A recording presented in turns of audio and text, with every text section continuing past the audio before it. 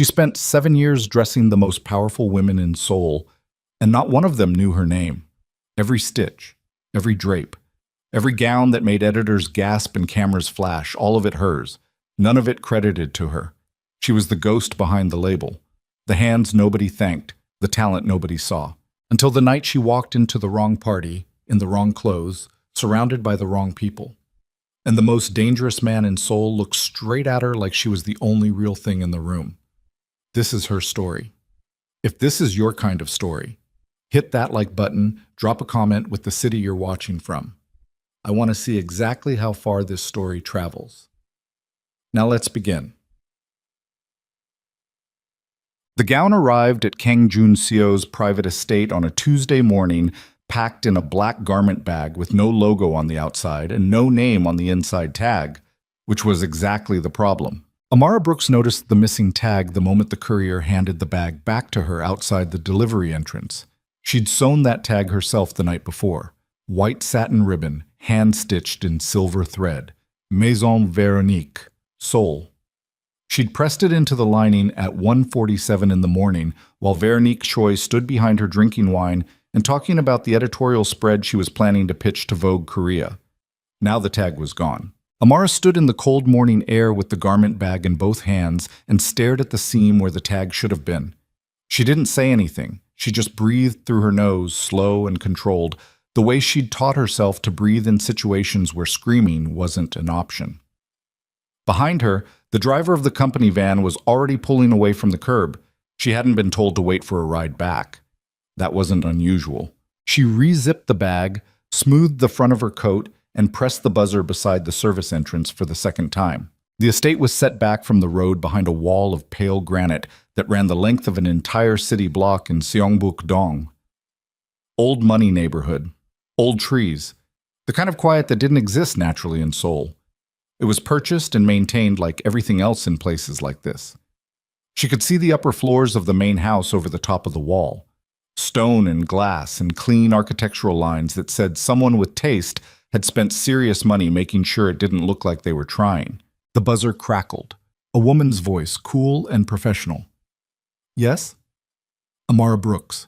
I'm here with the Maison Véronique delivery, the fitting appointment for Madame Kang.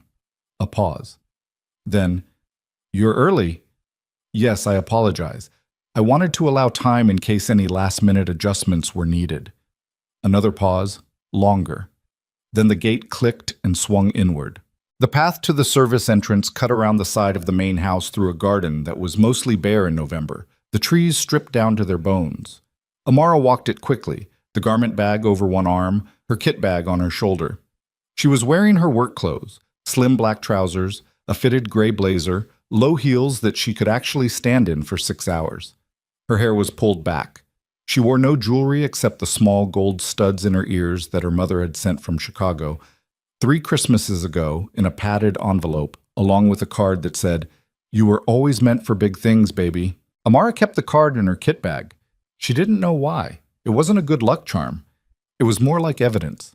Of what, she hadn't decided yet. A young woman in a dark uniform met her at the service door and led her through a back corridor into a room that had clearly been set up as a temporary fitting space. Full-length mirror, a portable dress form already adjusted to Madame Kang's measurements, good lighting overhead. Someone had thought about this. Someone had done it right. Amara unzipped the garment bag and lifted the gown free. Even she stopped for a second. She'd been living inside this dress for 11 weeks. She'd drawn the initial sketch on a cocktail napkin in a cafe in Hongdae at 9 in the morning after a night of barely 3 hours of sleep. She'd sourced the fabric herself, a silk organza from a small supplier in Busan that Véronique didn't know existed because Amara had never told her. She'd hand-beaded the upper bodice over the course of 4 separate nights while Véronique was at industry events. She'd rebuilt the back structure twice because the first version didn't move the way she wanted it to move. The dress was the color of deep water just before dark. Navy bleeding into violet, bleeding into the faintest trace of silver at the hem where the light caught the beads. It was formal without being stiff. It had weight, but it breathed. When you put it on, Amara knew, because she'd draped it over a dress form and walked around it for an hour in the studio at 2 in the morning. It made you look like a woman who didn't need anyone's approval. She'd designed it thinking about her own mother, actually. Not that she'd ever say that out loud. She was arranging the gown on the dress form when the door opened. Madame Kang Hye-rin was 71 years old and moved like a woman who had decided decades ago that hurrying was beneath her. She was small, maybe 5'2", with silver hair cut close to her head and a posture so correct it looked deliberate. She was wearing a silk robe over her clothes and reading glasses pushed up onto her forehead, and she stopped in the doorway and looked at the gown for a long moment before she said anything. "Oh," she said quietly. That was all. Just that. But the way she said it made the young woman in the uniform take a small step backward. Madame Kang walked forward and stood in front of the dress form. She reached out and touched the beadwork at the shoulder, not grabbing, just grazing the surface with her fingertips the way you touch something you're not sure is real. "Who made this?" Amara opened her mouth, closed it. The answer she was supposed to give was already lined up and ready. Maison Veronique, Madame Kang. Miss Choi's studio has been working on this piece for the past 3 months, because that was the answer she always gave, the answer that kept her employed, the answer that kept her visa paperwork clean and her studio access intact, and the small wire transfers coming into her Korean bank account on the 1st of every month. Maison Veronique, Amara said. Miss Choi's atelier. I'm the head fitter. I'm here to make sure everything sits correctly for you. Madame Kang looked at her. Not the look of someone who was checking a fact. The look of someone who already knew the answer and was waiting to see which version you'd choose to give her. Head fitter, the old woman repeated. Yes, madam. Madame Kang studied her for another moment, then nodded once and set down her reading glasses on the side table. Let's see how it fits. The fitting took 45 minutes. Amara worked without talking much, which was her habit. She circled the old woman slowly, pinning what needed pinning, releasing what needed releasing. The waist needed a centimeter let out. She'd anticipated that, had left the seam allowance for exactly this reason. The hem was right. The back closure sat exactly where it should. The beading at the shoulder caught the light from the window and sent small fragments of it across the walls. Madame Kang was quiet during most of the process. She watched Amara in the mirror without appearing to watch her. The young staff member stood near the door and looked at her phone. You're American, Madame Kang said at one point. Not a question. Yes, from Chicago originally. How long have you been in Seoul? 7 years. The old woman made a small sound that wasn't quite a word. Do you like it here? Amara was on her knees adjusting the hem at the back. She thought about the question for a second longer than was probably appropriate. I like the work, she said. That's not what I asked. Amara sat back on her heels and looked up at the mirror. Madame Kang was watching her reflection. Some days I love it, Amara said. Some days I feel like a guest who's been here so long everyone forgot to ask if I actually wanted to stay. She didn't know why she said that. She hadn't planned to say anything close to that. Came out flat and honest, and she immediately wanted to put it back. But Madame Kang just nodded, like she'd filed the information away somewhere useful. The dress, the old woman said. Tell me about it. I'm sorry? The design. Tell me what you were thinking when you made it. Amara stood up slowly. She rolled her shoulders once, a private habit, a way of resetting. It's meant to move like water, she said carefully. The structure is rigid enough to hold its shape, but the outer layer is free. So when you walk, it follows you without dragging. The beadwork is heavier at the shoulder because I wanted the eye to go up, toward the face. She paused, toward the person wearing it, not the dress. Madame Kang was quiet. I wanted it to feel like a statement, Amar continued, quieter now. Not a performance. The old woman looked at her in the mirror for a long time. Miss Choi is very talented, she said finally. Yes, Amar said. She is. Neither of them said anything else. She was packing up her kit bag in the corridor outside the fitting room when she heard the footsteps, not the soft, quick steps of household staff. Something heavier, slower. Deliberate the way footsteps get when the person making them is used to having space cleared in front of them.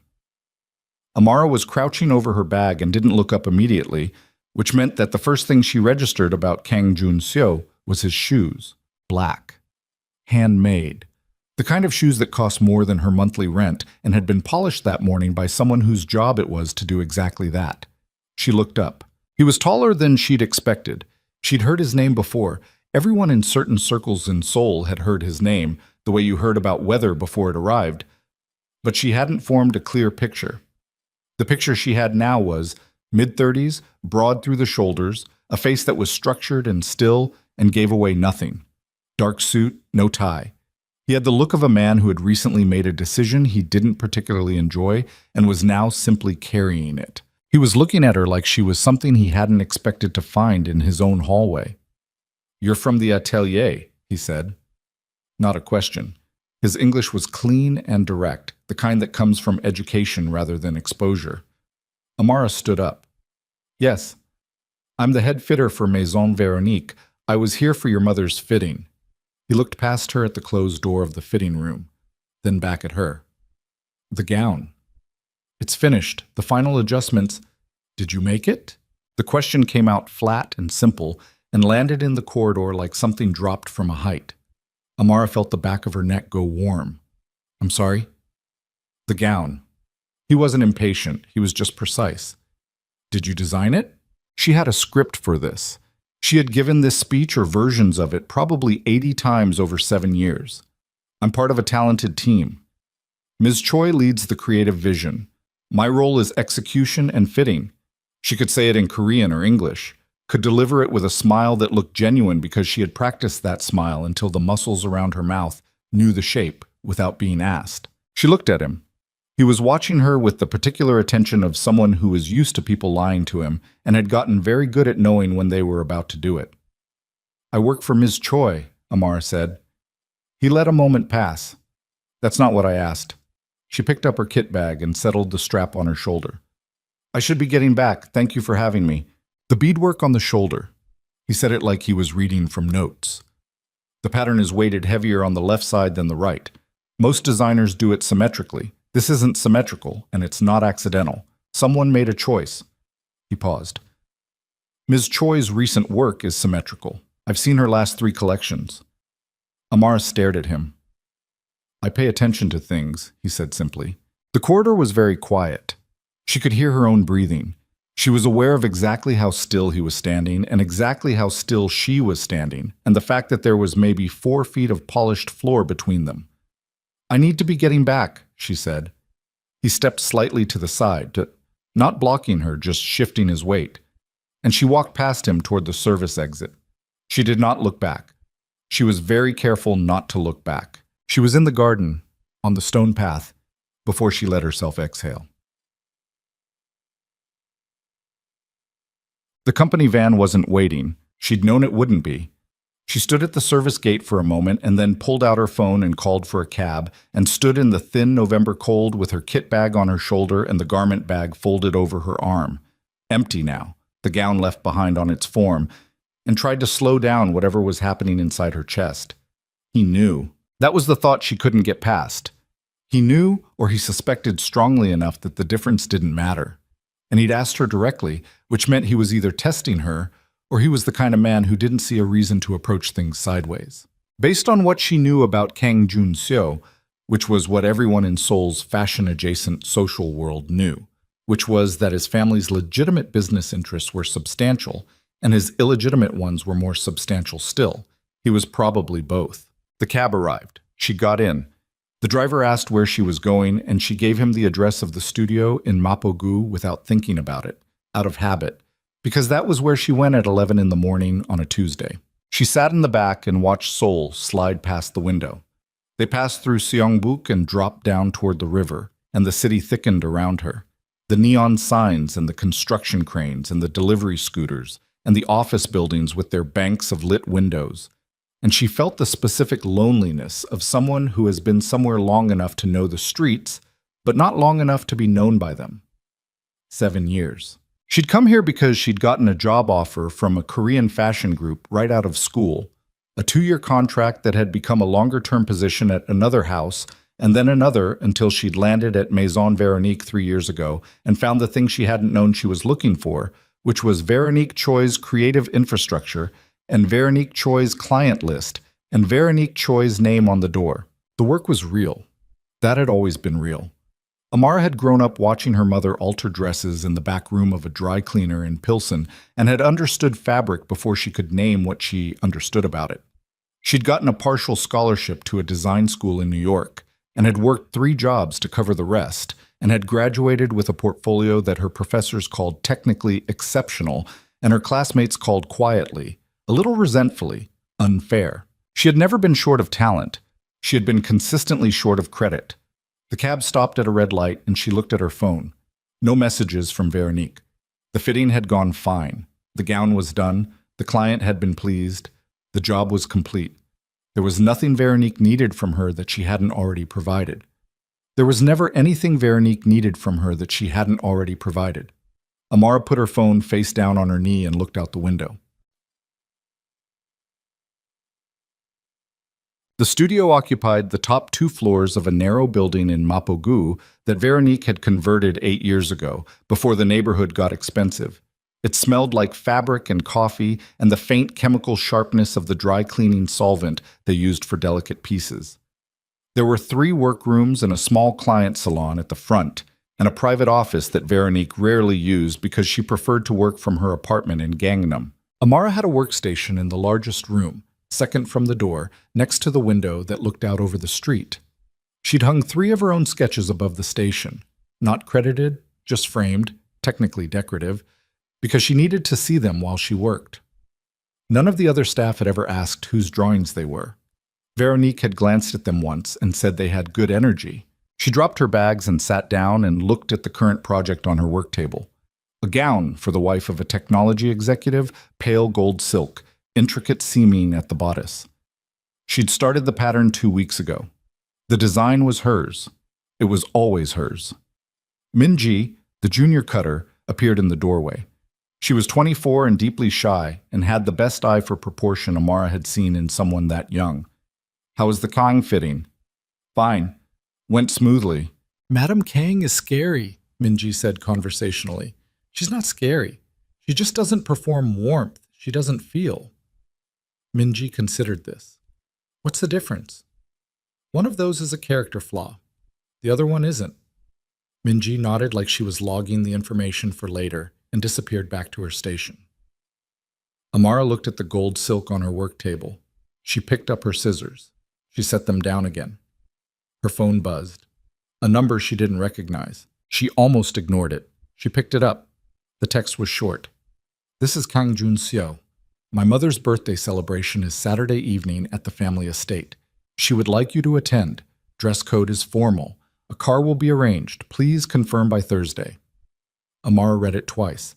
Then she set the phone down on the work table very carefully, the way you set down something that might break. She sat there for a long moment with the gold silk in front of her and the sketches on the wall above her and the sounds of the studio around her, the hiss of the iron press in the next room, the low voices of the other staff, the distant traffic from the street below. Her phone buzzed again. Same number. She insisted. I'm passing on the message. Amara almost smiled. Almost. She picked up her scissors, found her mark on the silk, and began to cut.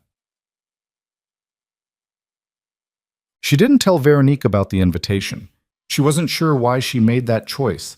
It wasn't strategy exactly. It wasn't fear. It was something quieter.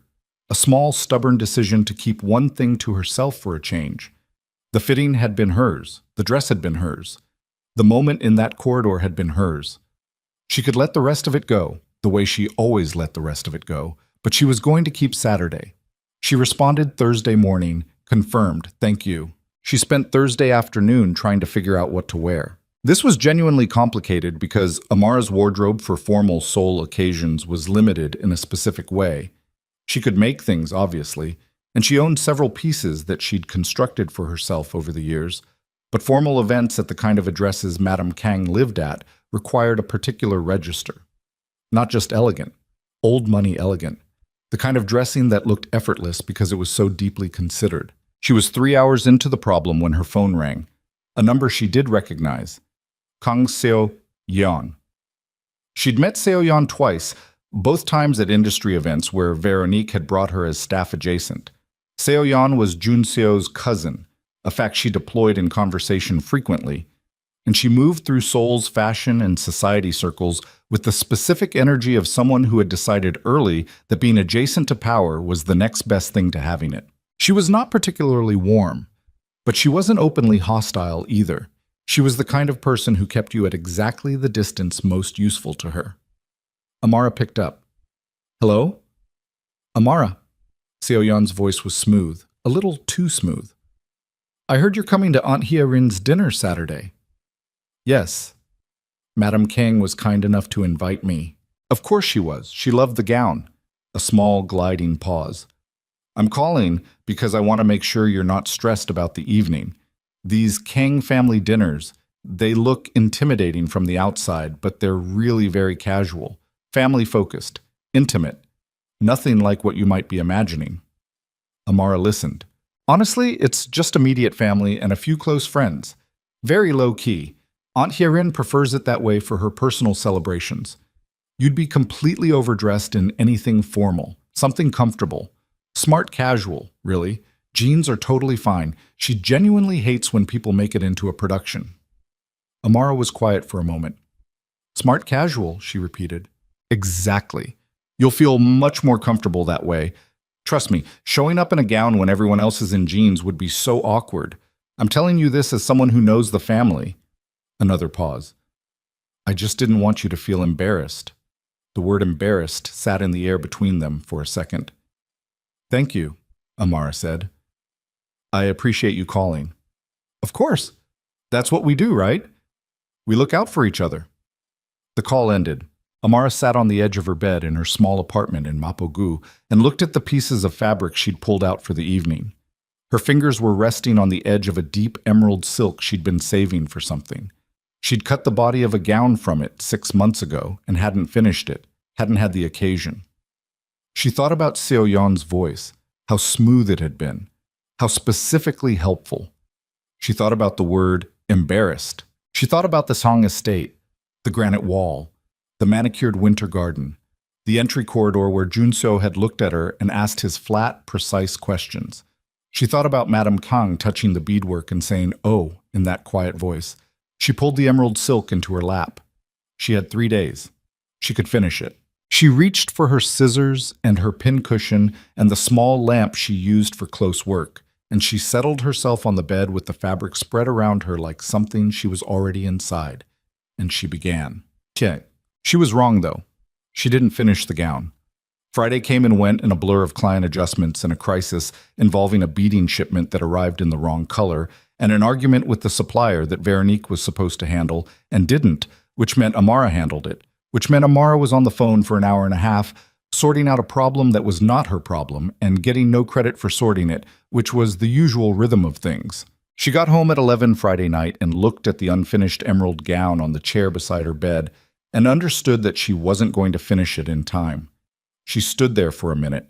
Then she changed into her oldest work jeans, a fitted white blouse she'd tailored herself so it sat exactly right, and her good boots. She pressed the blouse carefully. She did her makeup with the same care she brought to fine work. Not heavy, just deliberate. She put on the gold studs from Chicago. She looked at herself in the mirror. Fine. She looked fine. She thought about calling Seo-yeon back and asking more questions. She decided not to. She went to bed. Saturday evening. The car Junseo had arranged was a black sedan, quiet and expensive, and it collected her at 6:30 from the street in front of her building. The driver was professional and silent, and she appreciated both qualities. The drive to Seongbuk-dong took 20 minutes. The sky was clear, and the city had gone purple dark around the edges, and the lights were coming on across the Han River, and she sat in the back of the car with her hands folded in her lap and thought about nothing particularly, the way she sometimes did before situations she'd decided to walk into without a full plan. The estate gates were open when they arrived. Not the service gate this time. The main gate, wrought iron between stone pillars, flanked by small lights. The drive curved up through the garden, less bare-looking at night, the trees lit from below, something almost theatrical about it, and curved again toward the front of the house. There were cars parked along the drive, expensive cars, plural. Amara looked at them.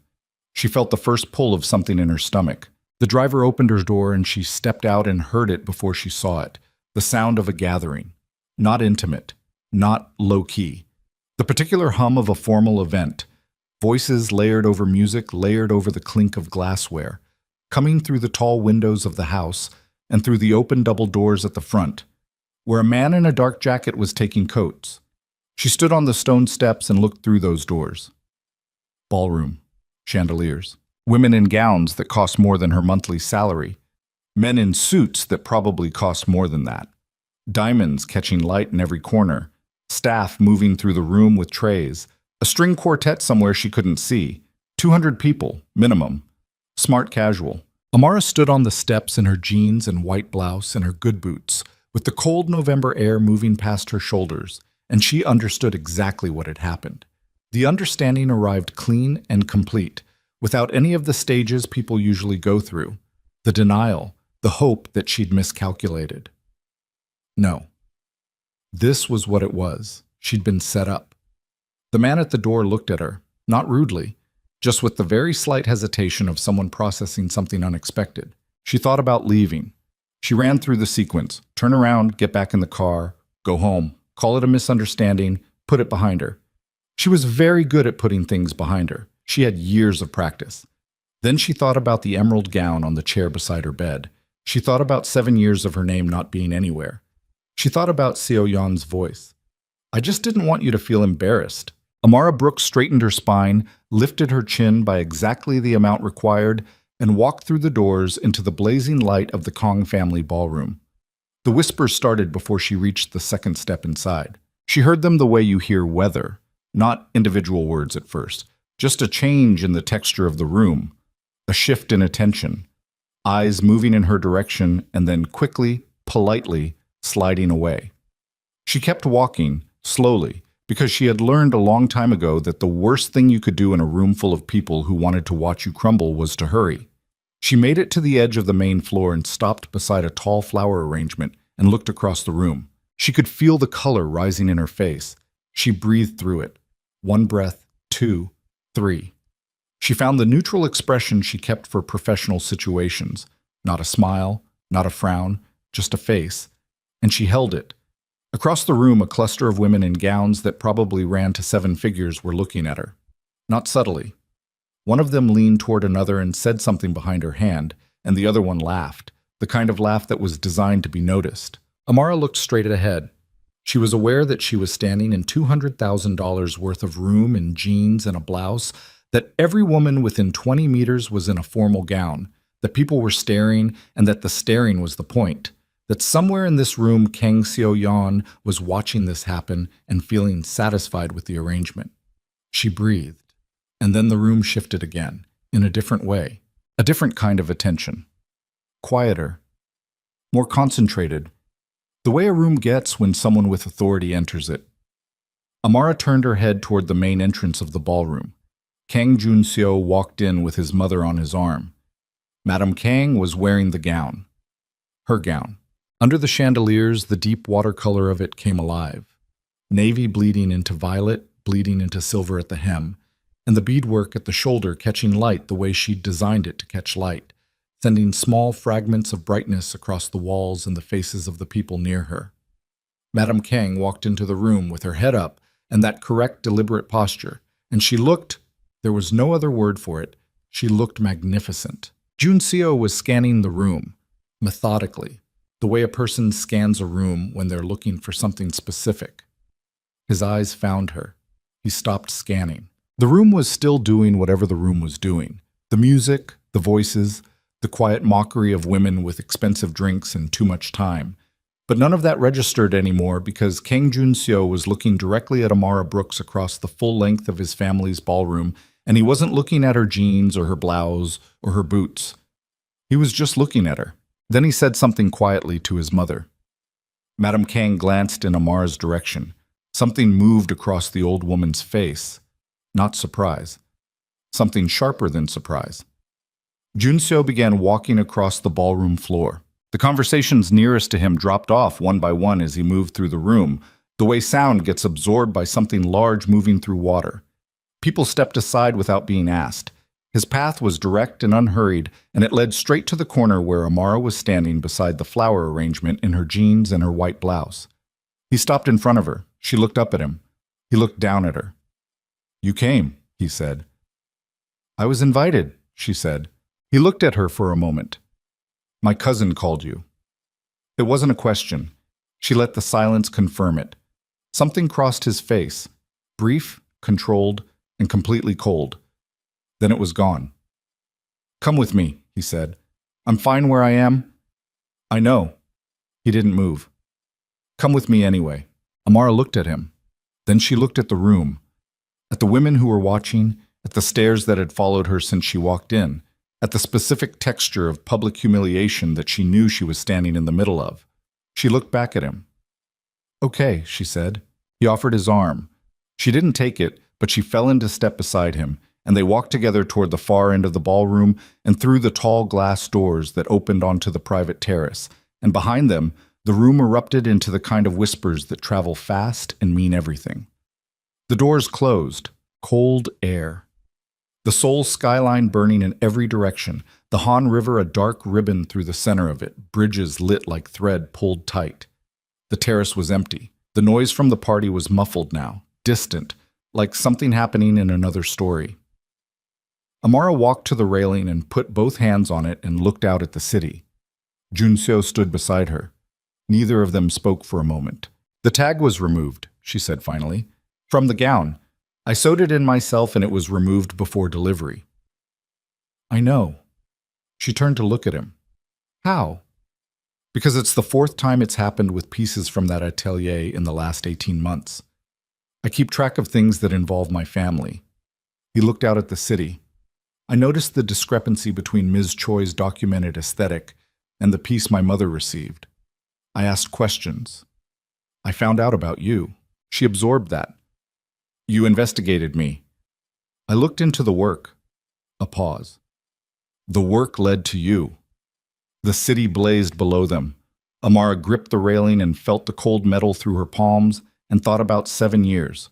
About 1:47 in the morning, and silver thread in a cocktail napkin sketch and silk from a supplier in Busan that Veronique didn't know existed. "You should go back to your party," she said. "It's my mother's party. She'll manage." He turned to face her more fully. "She wants to speak with you. She has something she'd like to say." "About the gown?" "About you." He paused. "About what happens next." Amara looked at him. The city was behind him, all that light, and his face was in shadow, but she could see his eyes clearly enough. "What does that mean?" "It means," he said slowly, "that my mother has opinions about talent and what happens to it when it isn't handled correctly. She has been known to act on those opinions." Something moved through Amara's chest. Not hope exactly. Something more careful than hope. "I still work for Ms. Choi," she said. "For now," he said. The terrace doors opened. Madame Kang stepped out, still wearing the gown, a glass of something in one hand. She looked at the two of them with an expression that was entirely unsurprised. "I've been looking for you," she said to Amara. "I have a proposal I'd like to make." She paused, studying the young woman's face. "I think you should hear it before you decide anything else about your evening." Amara looked at the old woman. She looked at the gown. Her gown, deep water dark under the terrace lights. She looked back at the city. 7 years. She breathed. "I'm listening," she said. And inside the ballroom, through the glass, she could just make out the shape of Kong Seo-yeon standing near the bar, champagne in hand, watching the terrace with an expression that had just started to change, from satisfaction into something it hadn't been a moment before. Something that looked very much like the beginning of fear. Madame Kang Hye-rin did not sit down when she came onto the terrace. She stood with her back to the city and her champagne glass held loosely at her side, and she looked at Amara the way she'd looked at the gown in the fitting room, not assessing, exactly, more like confirming something she'd already decided. "My son tells me you deflect well," she said. Amara glanced at Junseo. He was leaning against the railing with his arms crossed, looking out at the river, giving no indication that he was part of this conversation or intended to be. "I answer questions honestly," Amara said. "You answer them carefully. That's different." Madame Kang took a small sip of her champagne. I've been in rooms with careful people my entire life. I married one. I raised one. A pause. Careful people survive, but surviving and living are not the same thing. The city hummed below them. Somewhere inside, the string quartet had shifted to something with more tempo. "You designed the gown," Madame Kang said. Not a question, the same flat certainty her son used. Amara held the old woman's gaze. Yes. Every part of it. Yes. The fabric sourcing. Yes. The beadwork. Yes. Madame Kang nodded once slowly. How long has this been the arrangement? Your work, her name. Amara's jaw tightened slightly. 3 years at Maison Veronique. Before that, 2 other houses. Different degrees of... She stopped, found a cleaner word. Different arrangements. 7 years, Madame Kang said quietly. Yes. The old woman looked down at her champagne for a moment. When she looked up, something in her face had settled into a kind of hard, particular clarity. I want to invest in your work, directly, under your name. A proper launch, studio space, production budget, PR infrastructure, introductions to the right buyers. She paused. I've done this before with 2 other designers. Both of them are now showing in Paris. Amara's hands tightened on the railing. I don't make this offer lightly, Madame Kang continued. And I don't make it twice. I'm telling you this not to pressure you, but because I think you've spent enough years in situations where people withheld information to keep you uncertain. She looked at her directly. So, what's your first question? Amara breathed. There were about 15 questions lined up behind her sternum, but the first one out was the honest one. Why me? You've seen one gown. I've seen 7 years of work credited to 3 other people, Madame Kang said. My son is thorough when he investigates something. She glanced at Junso briefly, something almost warm in it. I've seen your portfolio, the real one, the one that doesn't exist anywhere with your name on it. Amara went very still. My son's people are also thorough, the old woman added simply. Junso said nothing. He was still looking at the river. Amara turned to face him. You pulled my work. He looked at her then. Sketches, pattern records, fitting notes. Things that exist in studio archives with other people's signatures on them. A beat. Things that have a consistent hand behind them that doesn't match the hand of the person claiming them. That's... She stopped. Legal? He said. Mostly. Ethical? The corner of his mouth moved slightly. Arguably. You went through Veronique's files. I went through records that document work done in a studio my family has paid a significant amount of money to over the past 4 years. His voice stayed level. I wanted to understand what we were actually paying for. Amara turned back to the city. Her pulse was doing something she didn't entirely trust. She'd spent 7 years making herself small in professional spaces. Not invisible. She was never invisible. She was too tall and too black and too American for invisible in Seoul's fashion industry, no matter how much she'd tried to keep her head down. But small. Contained. Careful, the way Madame Kang had said. She'd learned to fold herself into the shape the job required, and she'd gotten good at it the way you get good at anything you practice every day for years. Standing on this terrace with these 2 people, she felt the edges of that shape pressing against something they couldn't contain. I have a contract, she said, with Veronique. 18 months remaining. Contracts can be addressed, Madame Kang said. She'll fight it. Let her. No hesitation, just that. Amara looked at the old woman. You don't know Veronique Choi. I know what she is, Madame Kang said. I've known women like her my entire life. Talented enough to build something, not talented enough to sustain it without taking from others. She paused. She'll fight until the fight costs more than it's worth. Then she'll stop. From inside the ballroom, the doors opened a few centimeters and a staff member appeared. He looked at Junseo and gave a small, precise nod. Junseo pushed off the railing. Your guests? Amar said. My mother's guests. He looked at her. Think about what she's offered. Not tonight. Tonight you've had enough thrown at you. But this week. Junseo. Madame Kang's voice carried a specific note of maternal warning.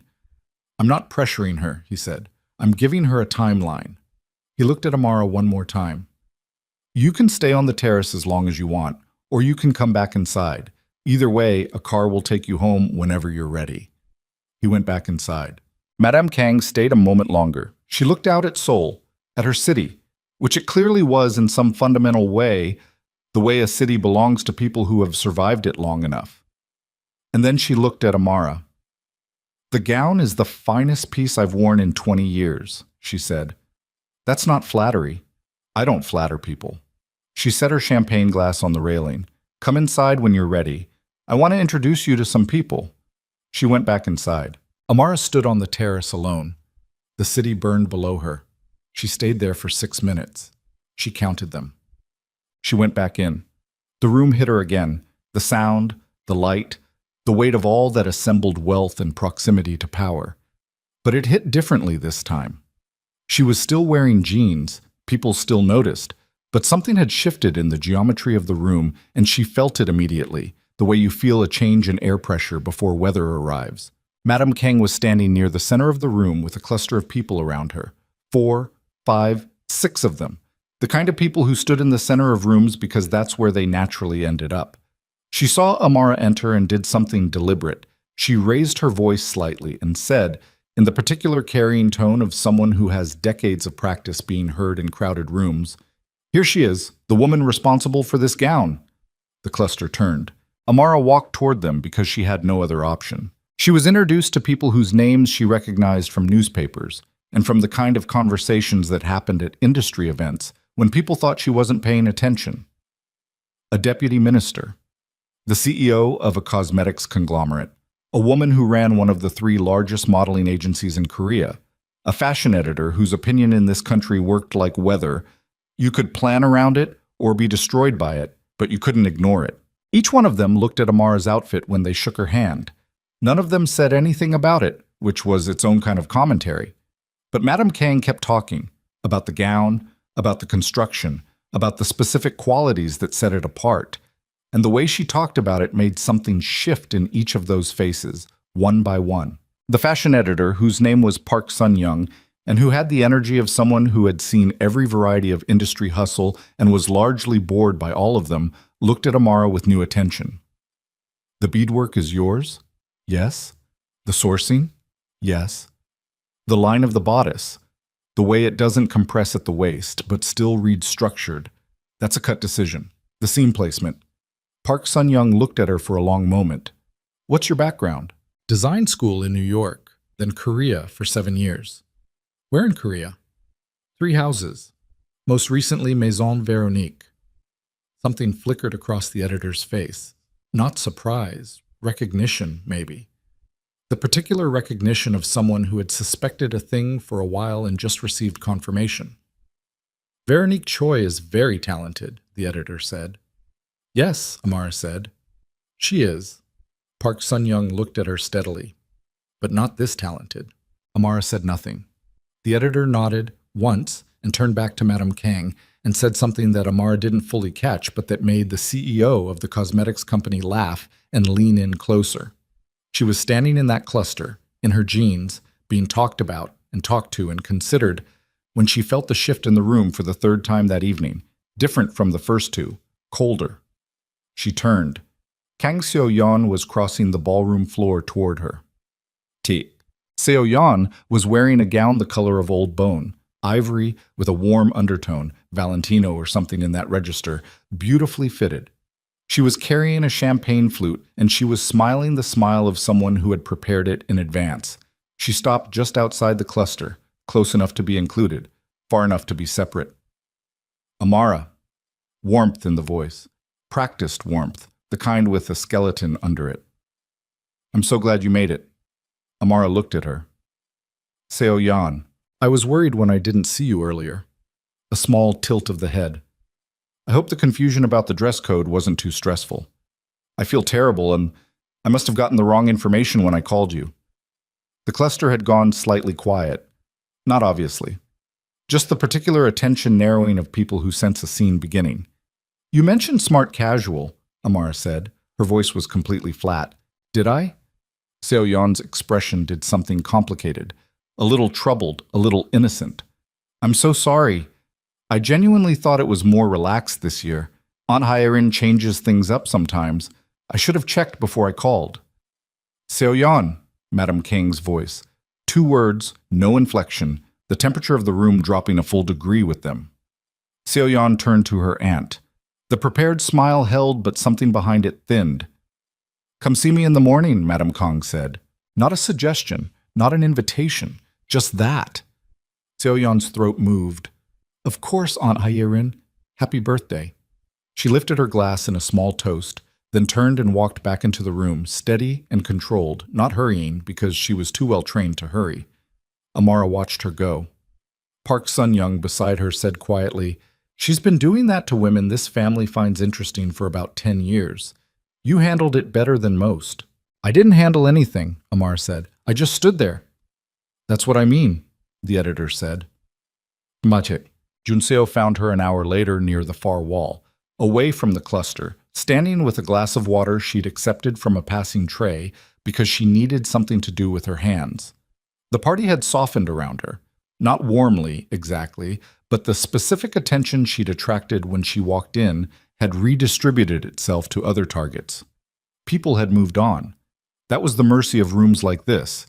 They had short memories for individuals and long ones for narratives. He came and stood beside her without ceremony. Seoyeon apologized, he said. She performed an apology, Amara said. A pause. Yes. What happens to her? That's between her and my mother. He looked out at the room, and between her and me, eventually. The quiet between them was a specific kind of quiet, not uncomfortable. More like 2 people who had each been in a lot of loud rooms and had independently reached the same conclusion about noise. The editor, Amara said. Park Sun-young. What about her? She said something to your mother after we spoke. What did she say? He considered not answering. She could see him consider it. Then, she said she'd been wondering for 2 years who was actually behind the work coming out of Maison Veronique. She said if you're starting something independent, she'd like an early conversation. Amara looked down at her water glass. That's one conversation, Junseo said. There were 6 people standing in that cluster. All 6 of them have my mother's number. She'll be getting calls this week. He paused. She'll pass them to me and I'll pass them to you. You're very certain this is going to happen. I'm certain that talent in the right room with the right visibility produces a specific outcome. He looked at her sideways. I've watched it happen. I've also watched what happens to talent that stays in the wrong room too long. Something shifted in his voice. Not quite personal, but close. It gets used up. Amara was quiet. You're not used up, he said. But you're close. She turned to look at him fully. He met her eyes without flinching. He had the look of someone who was used to saying difficult, true things and had stopped apologizing for it. You don't know me, she said. No, he agreed, but I know the work. And the work is... He stopped, started again. The work is not the work of someone who should be invisible. The party moved around them. The string quartet had stopped and something else had started, something with more weight to it, and the room had shifted its posture accordingly. People looser now, later in the evening, the formal structure softening at the edges. I need to think, Amara said. I know. I'm not going to make a decision about my career in a ballroom in jeans. I wouldn't trust you if you did, he said. She almost laughed. Almost. It stopped somewhere in her chest. The car is whenever you want it, he said. He stepped back, creating space. Thank you for staying. I almost didn't. I know that too, he said. Then he walked back into the party and was absorbed by it, and Amara stood by the far wall with her water glass and looked at the room and felt the evening settling into her bones with a weight that was going to take some time to sort through. She was at the studio by 8 Monday morning. She told herself she was going in early to work. She was not going in early to work. She was going in early because she needed to see the space, her station, her sketches on the wall, the gold silk on the work table, before she made any decisions. She needed to be inside the physical reality of her actual daily life and not the strange, pressurized atmosphere of Saturday night. Minji wasn't in yet. The other staff wouldn't arrive until 9. The studio was quiet and gray with early light and smelled like itself, fabric and coffee and the faint solvent chemical sharpness that she'd stopped noticing years ago. She sat at her station and looked at her hands. They were a craftsperson's hands. Calluses on the fingertips from hand sewing. A small scar on the inside of her right index finger from a rotary cutter, years old. Short nails kept that way for practical reasons. She thought about Madame Kang's offer. She thought about Park Sun-young's face when she said, "Not this talented." She thought about 7 years and about the way it felt to watch other people wear your name. She reached for the gold silk. She had a client appointment Wednesday. She needed to have this bodice finished by then. She needed to focus. She was 3 stitches into the first seam when the studio door opened. Veronique Choi was not supposed to be in the studio on Monday mornings. She worked from her apartment Monday mornings. This was known. This was relied upon. Veronique Choi walked into the studio at 8:12 in the morning in a cashmere coat and yesterday's eye makeup and the expression of someone who had not slept well. She looked at Amara. Amara looked back at her. Veronique was 44 and had a face that was striking rather than beautiful. High forehead, strong jaw, dark eyes that were currently doing something complicated. She was a small woman who moved through spaces like she was larger. She'd built Maison Veronique from a single rented room in Hongdae, and she knew how to work, and she genuinely understood proportion and color and the architecture of clothing. She was also someone who had spent 3 years putting her name on Amara's work. And standing in the same room with her this early on a Monday, that fact occupied a lot of the available space. "I heard you were at the Kang party Saturday," Veronique said. "Madame Kang invited me." "She invited the atelier." Veronique's jaw moved. "Not you specifically." Amara set down the gold silk. She turned her chair to face the room. "She invited me specifically. I can forward you the message." Veronique's expression shifted. Something moved through it. Surprise, then recalculation, then something that landed closer to alarm than she probably wanted to show. "Why would she invite you specifically?" "Because she wanted to." "Amara." Veronique's voice dropped.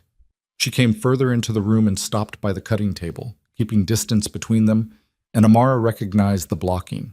She'd seen this before, Veronique positioning herself behind something solid when she felt a conversation going somewhere she hadn't prepared for. "What happened at that party?" "I met some people. I had a conversation with Madame Kang."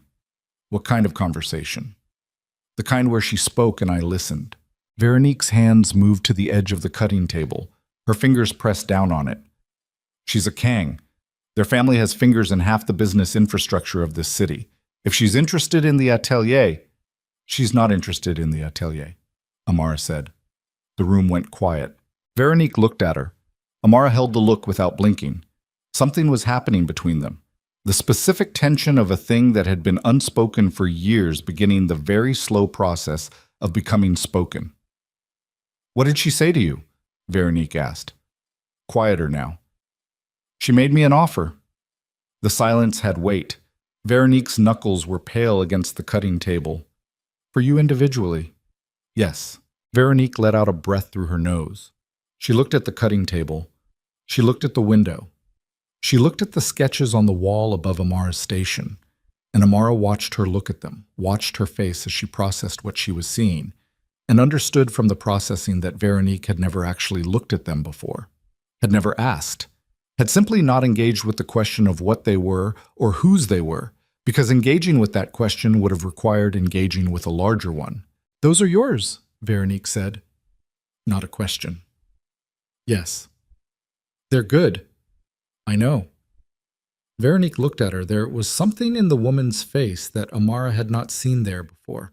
Something that wasn't quite guilt and wasn't quite anger. Something that lived between those two things. In the uncomfortable territory where people end up when they've been doing something they knew wasn't right and have just run out of room to keep not knowing it. "I can give you more credit," Veronique said. "Publicly. In the next collection materials. I can list you as lead designer. Co-designer. We can restructure how the work is attributed." "Will my name be on the work?" Amara asked. Veronique stopped. "Not co-designer. Not lead designer under the Maison Veronique label." Amara's voice was steady, steadier than she expected. "My name, on the work. Will Amara Brooks be the name on the garments I create?" The silence lasted 4 seconds. Amara counted them. She watched Veronique's face cycle through the answer before the woman said a word. She watched her almost say yes.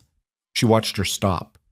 She watched her calculate what yes actually meant, what it cost, what it undid, what version of herself it required her to stop being. It's complicated, Veronique said. It's a yes or no question. The brand infrastructure, yes or no? Veronique looked at the cutting table. She looked at the window. She looked at her own hands on the table's edge. She didn't answer. The studio was very quiet. Outside, the street was beginning to wake up. A delivery truck, voices, the distant percussion of the city coming to life. Amara turned back to her work table. She picked up the gold silk. She set it down again. She thought about the emerald gown on the chair beside her bed and the finished version of it she'd seen so clearly in her mind. The version she'd carry out of this building on her own body, on her own terms, the first time she walked through a door as herself and not as anyone's head fitter. She thought about Madame Kang saying she'll fight until the fight costs more than it's worth. Then she'll stop. She thought about Park Sun-young saying, not this talented. She thought about Jun Seo standing beside her at the railing saying the work is not the work of someone who should be invisible. And she thought about the silence that was still sitting in the room between her and the woman who had taken 7 years of her name and replaced it with another one. The answer was already decided. It had been decided for longer than she'd been willing to admit. She stood up. She reached for her kit bag, her coat on the hook beside the door. She felt Veronique watching her and didn't look at her yet, because she needed the next 30 seconds to make sure her face was doing what she wanted it to do. Not angry, not broken, not performing anything, just clear. She pulled on her coat. She picked up her bag. She looked at Veronique. "I'll have my formal resignation on your desk by end of day," she said. Veronique stared at her. "Amara? 3 weeks' notice as per the contract. I'll complete the Wednesday appointment and the park fitting next week. After that, I'm done." "You can't just—" Veronique pushed off the table. "You have 18 months remaining on your contract. You can't walk out of here and go work for whoever she—" "I'm not going to work for anyone," Amara said. "I'm going to work for myself." The words landed in the studio like something she dropped from a height. Simple. Irrevocable. She walked to the door. "The Kong family," Veronique said behind her, voice sharp now, the calculation fully visible. "You think you understand what you're getting into? What his family is? What the people around him are?" Amara stopped with her hand on the door. She didn't turn around. "Madame Kang believes in my work," she said. "That's what I'm getting into." She opened the door and walked out. The street hit her. Cold air, city noise, the ordinary bright Monday morning of Mapo-gu carrying on without any awareness of what had just happened on the second floor of a narrow building above it. She stood on the sidewalk for a moment and breathed. Her hands were shaking slightly inside her coat pockets. She pressed them flat against her thighs. She'd just resigned. She'd just resigned from the only job that had given her access to the level of work she was capable of, with no contract signed, no studio secured, no infrastructure in place, on the strength of an offer made on a terrace on Saturday night by a woman connected to one of the most powerful criminal families in Seoul. She had also, she realized, left the gold silk on her work table. The Wednesday appointment. She'd have to come back. She started walking. Her phone rang. She pulled it out expecting Veronique. It was a number she'd saved only once, 2 days ago. She picked up. "I heard you were at the studio this morning," Jun Seo said. No preamble. "Your people move fast. Are you still there?" "I'm on the street. I just left." A pause. Something in it, not quite surprise, but the quality of someone recalibrating. "What happened?" "I resigned." The pause this time was different, longer. "You didn't have to do that today," he said. "My mother's offer doesn't require—" "It wasn't about your mother's offer," Amara said. She turned a corner.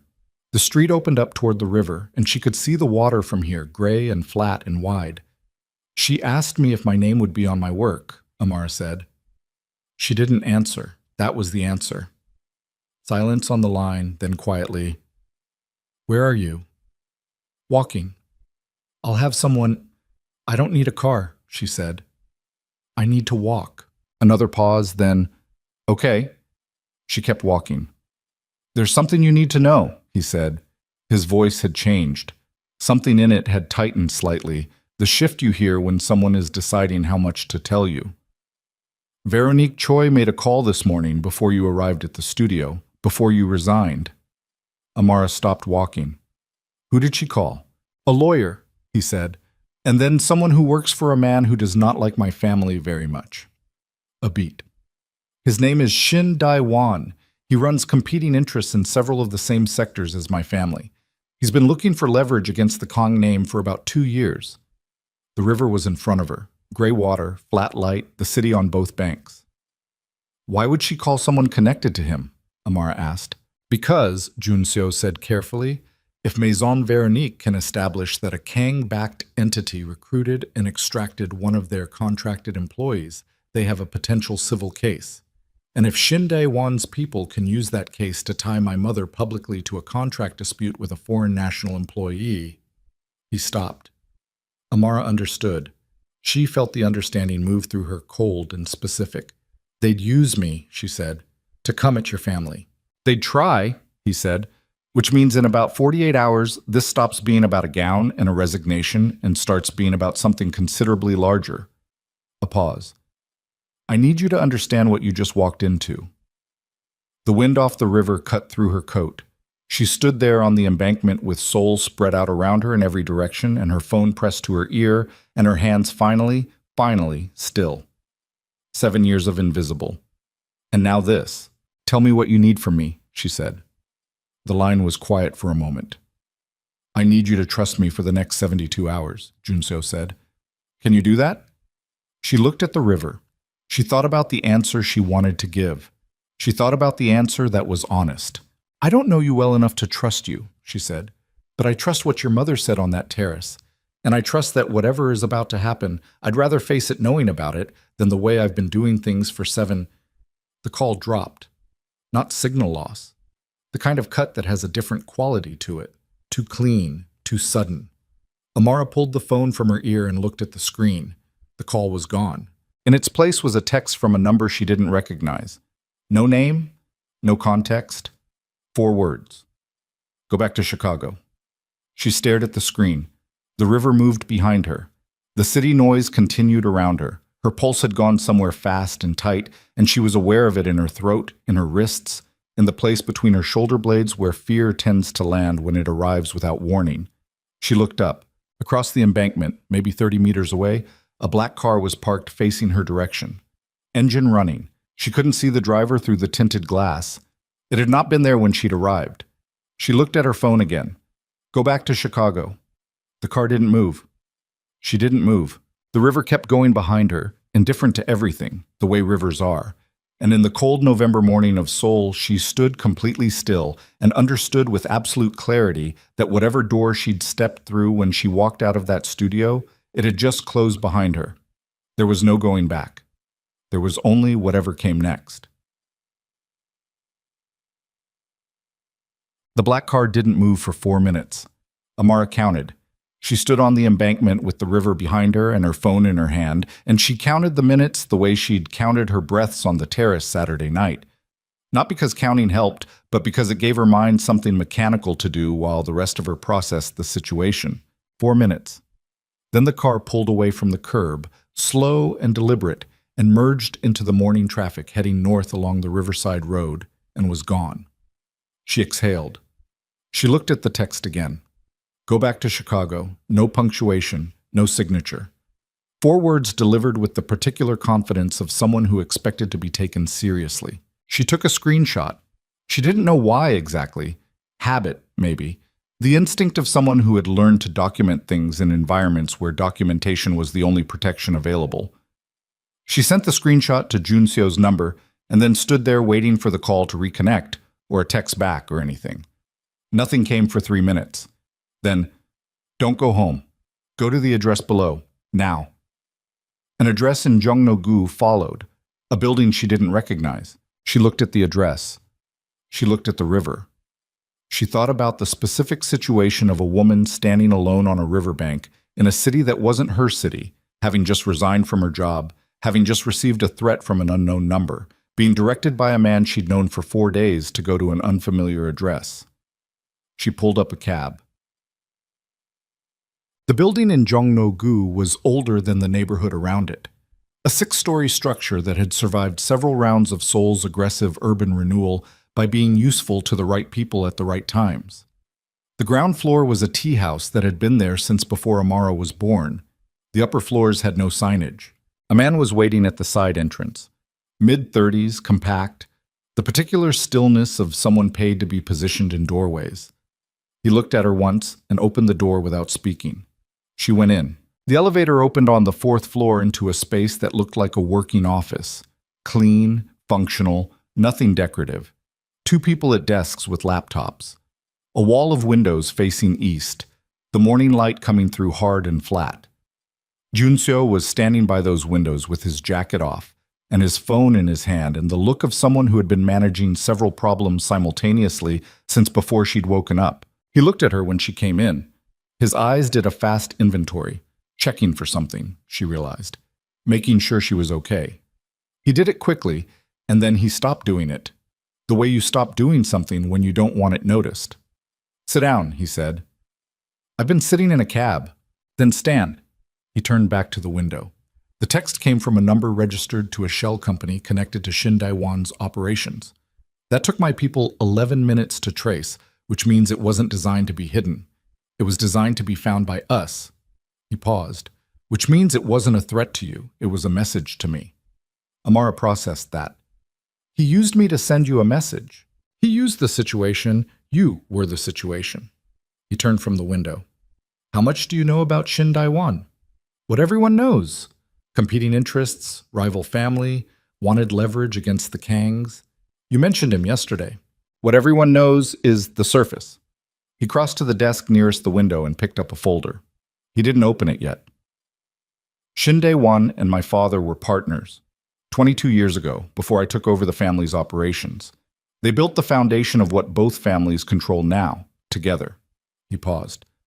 "Then my father discovered Shin had been moving money through their shared infrastructure in ways my father hadn't authorized, exposing operations, making them visible to people who should never have known they existed. What happened? My father ended the partnership." Junso's voice stayed flat. "Shin lost significant assets in the restructuring. He's been waiting for a way back in, or a way to damage us, since then." He set the folder down. 2 years ago, he started buying influence in the fashion and luxury sector, specifically targeting businesses that had Kang family investment or client relationships. Amara was very still. "Maison Veronique," she said. Junso looked at her. "He's been funding Veronique," Amara said. It wasn't a question. The understanding was arriving piece by piece, each one cold and specific. That's why she called someone connected to him this morning. She wasn't reaching out. She was reporting in. Junseo was quiet for a moment. Then, "We believe Shin made contact with Veronique Choi approximately 14 months ago. At that point, Maison Veronique was facing a cash flow problem, expansion costs, a failed retail partnership. He offered private investment through an intermediary. She took it. And he's had access to the atelier since then. Access to its client list, its production records, its contracted staff." A pause. "Its relationship with the Kang family." The room was very quiet. The two people at the laptops had stopped typing. Amara looked at the window, at the hard, flat morning light. "He knew about me," she said. "He knew you were the actual creative force behind the work my family was paying Maison Veronique for." "Yes." Junseo's jaw moved slightly. "We believe he's known for at least 6 months. And he waited. He waited until the situation produced something useful, until my mother invited you to the party, until I asked questions about the work." He stopped. "Until you became visible." She turned to look at him. He was looking back at her with the particular expression of someone delivering information they wish they didn't have to deliver. "He's going to use the contract dispute," she said. "He's going to try to do more than that." Junso came away from the desk and stood in the middle of the room. "If Veronique files against you for contract breach, Shin's lawyers can enter as interested parties, arguing that the breach damaged a business in which his investment vehicle has a stake. That gives him standing to conduct discovery into the Kang family's financial relationship with the atelier." He paused. "Discovery that could expose transactions my family would very much prefer stayed private. So I'm the door," Amara said. I'm how he gets in. You're the mechanism, yes, she breathed, one breath slow. Then I'll withdraw the resignation, she said. I'll go back.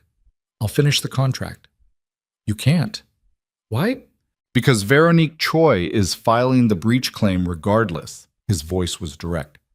She filed the initial paperwork this morning, 40 minutes after you left the studio. He looked at her steadily. Withdrawing the resignation at this point doesn't stop the legal action. It just makes you appear unstable, which gives their lawyers more material. Amara stared at him. She filed before I'd even been gone an hour, she said. The paperwork was already prepared, Junseo said, before you arrived at the studio this morning. The information landed somewhere deep and bad. Amara's hands found the back of a chair and pressed down on it. The wood was solid under her palms, and she needed that, needed the physical certainty of it. She knew I was coming in, Amara said. She was there at 8 in the morning because someone told her I was going to resign. Or she came in to provoke it, he said. Either way, the outcome was prepared for in advance. Who told her? How did she? She stopped. The answer moved through her like cold water. Minji. She said it without intending to. The name just surfaced. Junseo's expression didn't change. That was its own answer. She's 24 years old, Amara said. Her voice had gone somewhere quiet and dangerous. She's been passing information about studio activity to an intermediary for approximately 3 months. We found the communication trail this morning. He paused. She probably doesn't know who she's ultimately reporting to. She likely thinks she's doing Veronique a favor, or she's being paid something small. Another pause. She's not the problem. She's a symptom. Amara let go of the chair. She walked to the window and stood in the hard morning light and looked out at Jongno-gu, the old streets, the traditional tea houses, the newer buildings pushing up through the older ones. She'd walked some of these streets in her first year in Seoul, when everything was still strange, and she was still capable of the specific kind of wonder that comes before a place becomes ordinary. She'd liked this part of the city then. She tried to remember what that felt like and couldn't. What do you need from me? She asked. She was aware of her own voice, flat, controlled, the voice she used when she'd moved past the emotion and into the place where thinking was possible. Tell me what the next 72 hours look like. I need you to stay away from the studio, away from Veronique, away from Minji, away from anyone connected to the atelier. He came to stand beside her at the window, not close, just adjacent. My legal team will respond to the breach claim. We have documentation of the pattern of work attribution, enough to counter the narrative she's trying to build. And Shin Dae-won? Shin is my problem. He used me as a message to you, Amara said. That makes him my problem too. Junseo looked at her sideways. I'm not going to sit in a room and wait, she said. Tell me what's actually happening. He looked at her for a long moment. Then he made a decision. She could see him make it, the way you see someone step off a ledge they've been standing on. Shin is moving faster than we anticipated, he said. The message this morning wasn't just about you. It was timed. There's something else happening, something larger, and the contract dispute is meant to keep our attention divided. He paused. We don't know yet what the larger move is. But you know it's coming. We know it's already in motion. The light through this window was getting harder as the morning aged. Amara looked at her reflection in the glass. A tall woman in a coat, hands at her sides, face doing the flat controlled thing she'd taught it to do. She looked like someone who had their composure. She did not entirely feel like someone who had their composure. She thought about Min Ji, 24 years old with good eyes and a shy manner and the best natural sense of proportion Amara had seen in someone that young. 3 months of passing information to someone she probably didn't even know existed, probably thinking she was just keeping Veronique informed, probably not understanding what she was actually inside. Don't move against Minji, Amara said. I wasn't planning. I mean it. She didn't know what she was doing. Junseo was quiet for a moment. All right. She believed him. She wasn't entirely sure why she believed him. Something in the way he didn't argue. Her phone buzzed. She looked at it. A number she recognized. Kang So-yeon. She looked at Junseo. He'd seen the screen. His expression went somewhere cold and still. Don't answer it. She answered it. Amara. Seo-yeon's voice was different from Saturday night. The practiced warmth was gone. What was underneath it was smoother and colder and considerably more honest. I think we should talk. We're talking. In person. There are things you don't understand about the situation you're currently in. Jun Seo shook his head once. A small, precise movement. I understand it reasonably well, Amara said. You understand what Jun Seo has told you, Seo-yeon said, which is one version. A pause. I have another version, and mine involves information about you specifically that you're going to want to hear before it becomes public. Amara's pulse did something involuntary. What information? Not on the phone. Seo-yeon's voice stayed smooth. There's a cafe in Insadong. I'll send you the address. 1 hour. The call ended. The room was quiet. Jun Seo was looking at her with an expression she hadn't seen on him before. Something that wasn't quite anger, more like the particular tension of someone trying very hard to stay measured about something they were not feeling measured about. Don't go, he said. She has something. She's working with Shin. I don't know that, Amara said. I do. Then come with me. That's not what you want, Amara said. I understand that. But she said she has information about me specifically. Not your family. Me. She looked at him. If there's something about me being used in whatever this is, I need to know what it is before your lawyers start making moves I don't have the context for. Jun Seo pressed 2 fingers against his jaw. A private gesture, habit.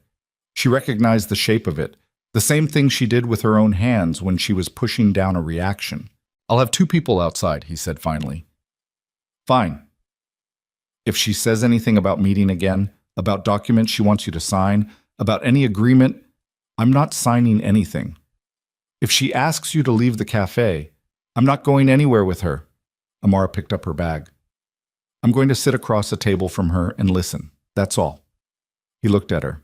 I've been listening to people in rooms my entire career, she said. I'm very good at knowing when someone is lying to me. And when they're not? She paused at that. That too, she said. The cafe in Insadong was the kind of place that had survived 20 years of neighborhood changes by serving very good tea to people who needed somewhere quiet to say difficult things. Small rooms, low ceilings, the particular hush of a space that had absorbed a lot of conversations. Seo-yeon was already there when Amara arrived, at a corner table away from the windows, both hands wrapped around a cup of something hot. She looked different. The polish was still in place, but it was sitting differently on her today, like clothing that had been worn too long. There were shadows under her eyes that her makeup wasn't fully covering. Amara sat down across from her. They looked at each other for a moment. You came alone, Seo-yeon said. I came without Jun Seo, Amara said. That's not the same thing. Something moved across Seo-yeon's face. Almost respect. Almost. You're smarter than I gave you credit for, she said. You gave me no credit, Amara said. So that's not saying much. Seo-yeon absorbed that without flinching. She looked down at her cup. The cafe was quiet around them. 2 other tables occupied, nobody close. A staff member moved somewhere in the back. Shin Dae-won contacted me 6 months ago, Seo-yeon said. Amara didn't react. She kept her face neutral and her hands flat on the table. He knew about my situation with the family. Seo-yeon stopped, started again. My position in the family is not what it looks like from the outside. My mother was Hye-rin's sister. When she died, I was 18. Hye-rin took me in, educated me, gave me access to everything her family had. She looked up. But access isn't belonging. I've known that my entire life. Everyone in that house has known it. And Shin used that, Amar said. He offered me something. Seo-yeon's voice stayed level. Financial independence from the family. My own business infrastructure. He said all he needed was information about family movements, about Jun Seo's business decisions, about the Kang investment portfolio. She paused. He said it wouldn't hurt anyone. They always say that. Seo-yeon looked at her with something that was almost a flinch. I know what I did. Do you? I passed him information for 4 months. She said it plainly, no decoration. Then he told me about you, about what he was planning to use you for, how the contract dispute would work, what discovery would expose about the family's finances. Her jaw tightened. He told me because he wanted me to understand that what he was building was bigger than I'd agreed to be part of. He was warning you, Amara said, showing you what you were inside. He was controlling me. Seo-yeon's voice dropped, making sure I understood that I was in far enough that I couldn't get out without... She stopped. Amara looked at her steadily. What do you have on me? The question came out clean and direct. Seo-yeon met her eyes. Shin had you investigated, she said, 3 months ago, when it became clear that Jun-so was looking into the work attribution at Maison Veronique. She reached into the bag beside her chair and produced a manila envelope, set it on the table between them. Your immigration status, a technical breach in your visa renewal from 2 years ago, a filing date discrepancy that was never flagged because no one looked for it. She paused. If Shin's people file a complaint with immigration enforcement citing the breach claim as evidence of unstable residency, they'd trigger a review, Amara said. Her voice was very quiet. And your current visa status would be frozen during the review period, Seo-yeon said. Weeks, possibly months, during which you couldn't legally work, couldn't enter into new contracts, couldn't launch a business, Amara said. The envelope sat on the table between them. Amara looked at it. She did not pick it up. 7 years of paperwork. 7 years of renewals and filing dates and the specific anxiety of being a foreign national in a country where the bureaucratic infrastructure was not built with her in mind and the margin for error was paper thin. She had been careful. She had been so careful. A filing date discrepancy. Something small. Something technical. Something that could be pulled out and used like a knife at exactly the wrong moment. Why are you telling me this? Amara asked. Seo-yeon looked at her cup, then at the table, then at Amara. Because I set you up Saturday night, she said. And you walked into that room anyway. And you stood there and you didn't fall apart and you didn't run and you didn't... She stopped, pressed her lips together. I wanted to humiliate you because I was afraid of what Jun-so paying attention to you meant for me, for my position. She looked up. That was small, and I knew it was small while I was doing it. The cafe was quiet. Someone at another table turned a page. Jun-so doesn't know about the immigration file, Seo-yeon said. Shin is holding it separately from the contract dispute. If the contract dispute doesn't produce what he needs, he uses this second. It's a backup. And you're telling me so I can tell him. I'm telling you so you can protect yourself. A pause. Whether you tell him is your decision. Amara looked at the envelope. She reached out and picked it up. Are you going to tell Shin you met with me? She asked. He'll know anyway. Seo-yeon's voice was very tired. He knows most things. What do you want from this? From coming here and telling me? Seo-yeon looked at her for a long moment, the shadows under her eyes, the makeup that wasn't covering them, the specific exhaustion of someone who has been carrying something heavy in a direction they knew was wrong and have finally, too late, put it down. Nothing, she said. I don't want anything from you. She wrapped both hands around her cup again. I want to stop being useful to a man like Shin Dae-won. I don't know how to do that from where I'm standing. She looked away. But I thought if you knew, if Jun-so knew, it might be less useful to him if someone else had the information first. Amara stood up. She held the envelope in both hands and looked down at Seo-yeon and thought about Saturday night. The ballroom, the whispers, the specific malice of the phone call, the word embarrassed. She also thought about a woman who had been 18 years old and alone and had spent the next 20 years being adjacent to a family that wasn't hers. She didn't forgive her. She didn't have enough information yet to know what she felt about her. But she understood her. That was something. Go to Madame Kang, Amar said. Not Jun-so, his mother. Tell her what you told me and tell her everything else. She paused. She already knows most of it. She's known people like Shin for 50 years. But she needs to hear it from you. A beat. You owe her that. Seo-yeon's throat moved. Her eyes dropped. She'll be furious, she said. Yes, Amara said. Probably. And then? Amara picked up her bag. I don't know, she said honestly, but it'll be the truth, which is more than either of us has been operating with. She walked out. The street hit her cold and immediate. She stood on the Insadong pavement with the envelope under her arm and the morning traffic moving past her, and she pulled out her phone. She called Jun-seo. He picked up on the first ring. I have something, she said. Meet me. Where are you? In Sadong, outside a tea house. She looked up at the street sign, gave him the intersection. 10 minutes, he said. Junseo. She stopped. Started again. The thing she has on me. The backup. It's an immigration issue. Her voice was steady. She was proud of how steady it was, given what was happening behind it. A filing discrepancy from 2 years ago. Shin can file a complaint and freeze my work status during review. A pause on the line. Can he actually do that? She asked. Or is he bluffing? The pause lasted 2 seconds longer than she wanted it to. He can do it, Junseo said. The cold went deeper. Okay, she said. Don't move. I'm coming. She stood on the pavement and held the envelope and watched the street. The ordinary Monday morning of Insadong moving around her. Tourists, shop owners, a couple arguing quietly beside a parked scooter, a child pulling at his mother's sleeve. Her phone buzzed. The unknown number again. She opened the text. You have until midnight tonight. Leave Seoul or we file in the morning. She read it twice. She thought about Chicago, about her mother's apartment in Pilsen and the dry cleaner on the corner and the card that was still in her kit bag. You were always meant for big things, baby.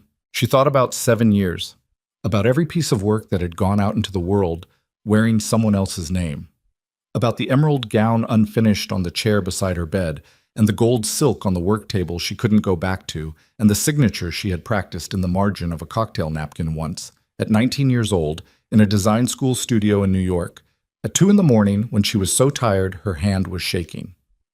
Amara Brooks. She thought about how it had looked on the page. She thought about how she had covered it with her palm when someone walked past. A black car rounded the corner and pulled to the curb in front of her. Junseo got out before it stopped fully moving. He walked straight to her. He looked at her face and then at the envelope, and then at her phone, and then back at her face. Tell me everything, he said. She looked at him. She looked at the city around her city, in the specific way that cities belong to people who've bled for them, who've given them years and youth and the best of their invisible work. She opened her mouth to speak, and that was when the second phone, the one in Junseo's jacket, rang. He answered it, and she watched his face change, watched something move through it that she had not seen there before. Not fear, but the thing that lives just adjacent to fear in people who have trained themselves not to feel it directly. He lowered the phone. My mother, he said. His voice was completely flat. She's been taken. The street went very quiet around her. Shin? She asked. He looked at her. We need to move, was all he said. And everything, the envelope, the text, the immigration threat, the contract dispute, all of it, collapsed into a single point, a single fact, a single second in which Amara understood that the game she thought she was playing was not the game she was actually in, and that the only way through what was coming required her to be something she had never been asked to be before. Not a designer, not an employee, not invisible, something else entirely. The car moved fast through Jongno-gu, and Junseo was on the phone the entire time, speaking Korean too fast and too clipped for Amara to follow all of it. His free hand pressed flat against the window like he needed to feel something solid. She sat beside him and said nothing. She understood that the most useful thing she could do in the next 3 minutes was not exist loudly. She caught fragments. A location, somewhere south of the river, a name repeated twice that she didn't recognize, and one phrase she understood completely, don't move yet, said with the specific authority of a man who knew what happened when people moved too fast without information. He ended the call. Where? She asked. Yeongdongpo. His voice was stripped down to function. A building Shin owns through 4 layers of shell companies. My mother was taken from her car 20 minutes ago. Her driver is in a hospital in Mapo. He paused. He's alive. How many people does Shin have with him? Junseo looked at her sideways. Why? Because I want to understand what we're walking into. We're not walking into anything. Don't, she said, flat and clean. Don't tell me to stay somewhere. This started with me. Shin used me as the door. Your mother is inside because of a situation I was part of creating. She looked at him directly. Tell me what we're walking into. He held her gaze for 2 seconds. Then, Unknown number. The building has 3 occupied floors. His core people, 4, maybe 5, plus whatever he's hired for the day. Does he want to hurt her? He wants leverage. She's leverage. His jaw tightened. He won't hurt her until he's run out of other options. Then we don't give him other options, Amara said. He looked at her. I mean, we take them away before he uses them, she said. The immigration file, the contract dispute. If we neutralize those before he can deploy them, he has less to negotiate with. We have maybe 2 hours before his lawyers file both. Then tell me what you need from me and let's move. The car turned south. The building in Yongdeungpo was a converted commercial property, 7 stories of pale concrete that had housed a logistics company until 3 years ago and now housed whatever Shin Dai-wan needed it to house. It sat at the end of a narrow service road behind a larger commercial street, surrounded by the kind of anonymous urban geography that made it easy to miss and easier to forget. They stopped 2 blocks away. 3 cars, Junseo's people distributed between them, 7 individuals total, none of whom looked at Amara when she got out, but all of whom she was aware of in the specific way you become aware of people who carry themselves with operational precision. Junseo stood beside the lead car and spoke with 2 of his people for 4 minutes. Amara stood slightly apart and looked at the building and held the manila envelope under her arm and thought. The immigration file was one problem. It was documentary, papers, records, a filing discrepancy that existed somewhere in a government database. Shin could submit it, but he couldn't manufacture it in real time. Whatever was in that file was already fixed. It couldn't get worse in the next 2 hours. The contract dispute was different. That was active, moving. If Veronique's lawyers filed this morning, it would be in the system by noon. She pulled out her phone. She called a number she hadn't called in 8 months. 3 rings. Then a voice, sleep-rough despite the hour. Her former professor at the design school, who had retired to Seoul 4 years ago to consult for an IP law firm that specialized in creative industry disputes. Professor Yoon, she said, it's Amara Brooks. I need 40 minutes of your time, right now. I know what I'm asking. A pause. Then, Amara? The voice cleared itself. What's happened? She told him. Not everything. The essential structure, the attribution pattern, the documentation she had access to, the breach claim filed that morning, the specific legal vulnerability she was facing. She talked fast and clean and didn't editorialize because Professor Yoon didn't need editorializing. He needed facts, and she gave him facts. He was quiet for a moment when she finished. You have the studio archive records? He asked. The pattern documentation Junseo mentioned? His people have them. Get them to me digitally in the next 30 minutes. If the attribution pattern is as consistent as you're describing, we can file a counterclaim for intellectual property theft that puts Veronique's breach claim in the ground before it stands up. He paused. It won't be pretty for her. It doesn't need to be pretty, Amara said. No, he agreed. It needs to be fast. A beat.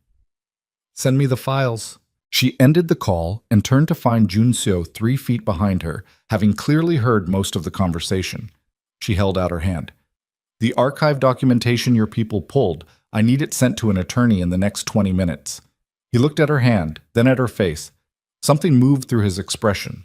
Brief, complicated, and genuinely unguarded in a way she hadn't seen on him before. He took out his own phone and made a call and said 3 words in Korean. Done, he said. It's going to him now. Okay. She put her phone in her coat pocket. Now tell me the plan. The plan had 2 parts. The first part was Junseo's. A direct approach to the building using a point of access Shin didn't know his people had identified, through the loading bay on the east side that connected to a service corridor on the 2nd floor. His people went first, fast and quiet, and with the specific economy of movement that comes from training rather than improvisation. The second part was Amara's. She hadn't told Junseo about the second part. While his team made their approach from the east, she walked around the building to the front entrance. The main door, the one with a security desk visible through the glass and 2 men standing near it who were clearly not building staff. She pushed through the door. Both men looked at her immediately. She kept walking. She had the manila envelope in her hand and she held it at the kind of angle that suggested it was important, and she was delivering it, and she had somewhere to be afterward. Delivery, she said. In Korean. Her Korean was functional and accented and usually made people do a small recalibration. The moment of processing that a Black American woman was speaking to them in their language. And she had learned over 7 years to use that recalibration the way you use any small window of opportunity. Document package for Mr. Shin. Time sensitive. I was told to deliver directly. The two men looked at each other. One of them moved toward her. Wait here, he said. I was told directly, she repeated. She let impatience into her voice. Not aggression, just the specific energy of someone who has a next appointment. This is legal documentation. If there's a delay in delivery and the filing deadline is missed, wait, he said again. She waited. She was aware of her pulse in a way she usually wasn't, not racing, just present, loud, making itself known. The man with the phone stepped away and spoke quietly. 15 seconds. Then he looked at her. What firm? She named Professor Yoon's firm without hesitating. It was a real firm, known in Seoul legal circles, known to people who dealt in the kind of business where legal coverage mattered. The man looked at her for another moment. He stepped aside and pointed to the elevator. 4th floor, he said. She walked to the elevator. She pressed 4. She watched the doors close. In the 30 seconds between floors, she sent Jun Seo a text. Front, 4th floor, now. She put her phone away. The elevator opened. Bottom. The 4th floor was a single large open space that had probably been an open-plan office. Most of the furniture was gone. What remained was a conference table, several chairs, a bank of windows overlooking the service road below, and 3 men standing near those windows. Shin Dae-won was not what she'd built in her head. She'd built something.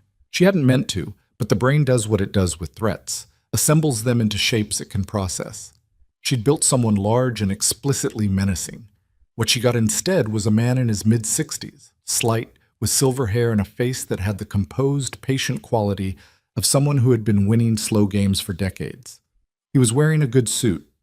He was holding a cup of coffee. He looked at her, and something in his face registered genuine surprise. Not fear, just the specific surprise of a man who is used to controlling his environment and has just found an element in it he didn't place there. Madame Kang was seated at the far end of the conference table. She was composed, upright. Her coat was slightly askew, a button misaligned that she would never normally allow. And that detail, that single detail of disorder on a woman who held herself like architecture, was the most frightening thing in the room. She looked at Amara, and something moved through her eyes. Not relief exactly. Something more complex. The particular expression of a woman reassessing something she thought she knew. The 2 men beside Shin moved immediately. One toward Amara, one toward a position that covered the elevator. Ms. Brooks, Shin said. His English was excellent, unaccented and precise, the kind developed over decades. This is unexpected. I have a document package for you. She set the manila envelope on the conference table. From Kang Jun Seo. Shin looked at the envelope. He didn't move toward it. That's not from Jun Seo, he said. No, she agreed. But you'd look at it before you decided that. A pause. What's in it? He asked. The immigration file your people pulled on me, she said, and a counterfiling that my attorney submitted 40 minutes ago to the Immigration Bureau, citing irregularities in the process by which that file was flagged. She kept her voice level. The counterfiling also names the intermediary who accessed my records and traces the access back to your investment vehicle's registered legal team. Shin's expression didn't change, but something shifted in the quality of his stillness. You're bluffing, he said. Call Professor Yoon's office, she said. He'll confirm the filing timestamp. The man beside Shin moved closer to her. She didn't step back. The contract dispute is also done, she said. Veronique's breach claim has been countered with an IP theft filing covering 7 years of undocumented creative attribution. The documentation is substantial. It predates your investment in the atelier, which means any attempt to claim damages through your investment stake requires you to first defend Veronique's appropriation of my intellectual property in court. She paused. Publicly. Shin looked at her. She looked back. Maison Veronique is a liability to you now, she said. Not an asset, and the immigration leverage is neutralized. A beat. Whatever you came into this morning with, you no longer have it. The room was very quiet. Madame Kang, at the far end of the table, made no sound. She sat with her hands folded and her coat slightly wrong and watched Shin Dae-won with the calm of someone who has been in rooms like this for 50 years and knows exactly how they end. Shin set down his coffee. "You're a fashion designer," he said. It wasn't quite contemptuous, more like a man confirming information he'd believed was settled. "Yes," she said. "You walked into this building alone." "I walked in through the front door," she said. "That's not the same as alone." The elevator behind her opened. She didn't turn around. She didn't need to. She could see it in Shin's face, the specific recalibration of a man who has just understood that the geometry of the room has changed. Junseo's footsteps on the concrete floor behind her, and others. Shin looked past her. His jaw was tight. The two men beside him had gone still with the particular stillness of people receiving signals they were trained to read. "Mr. Shin?" Junseo's voice came from behind her and slightly to the right. "My mother." A beat. Then the sound of a chair moving. Madame Kang stood, her footsteps slow and measured toward her son. Amara didn't move. She was still looking at Shin. He was looking at her. "This isn't over," he said, quietly, just to her. "I know," she said. "My problems with this family don't end because you made 2 phone calls. I know that too." She held his gaze. "But your timeline does. Whatever you were planning to accomplish today, you don't accomplish it today." She paused. "And tomorrow's a different conversation." Something moved through his face. She couldn't name it exactly. It lived somewhere between assessment and a very old, very cold anger. He looked at her the way people look at things they've underestimated and are deciding how to recategorize. Then he looked past her at Junseo. "Your father would have handled this differently," Shin said. "Yes," Junseo said from behind her. "He would have." Nothing else. Shin picked up his coffee. He looked at the window. He made a small gesture with one hand and his 2 men stepped back. Both of them, a coordinated retreat that said clearly this wasn't over, but today was done. "Get out of my building," Shin said. They left. On the street outside, in the cold November air of Yeongdeung-po, Madame Kang stopped walking and turned to look at Amara. Her coat was still slightly wrong, the misaligned button. She had not fixed it. "You walked in the front door," she said. "Yes." "Alone." "I had a conversation to have," Amara said. "Some conversations need to be had directly." Madame Kang looked at her for a long moment. Then she looked at her son. Something passed between them. Not words, not a gesture, just the particular communication of 2 people who know each other completely and have just witnessed the same thing and have reached the same conclusion about it. "The filings," the old woman said. "They're real?" "The counterclaim is real," Amara said. "Professor Yoon filed it. I'll send you the confirmation."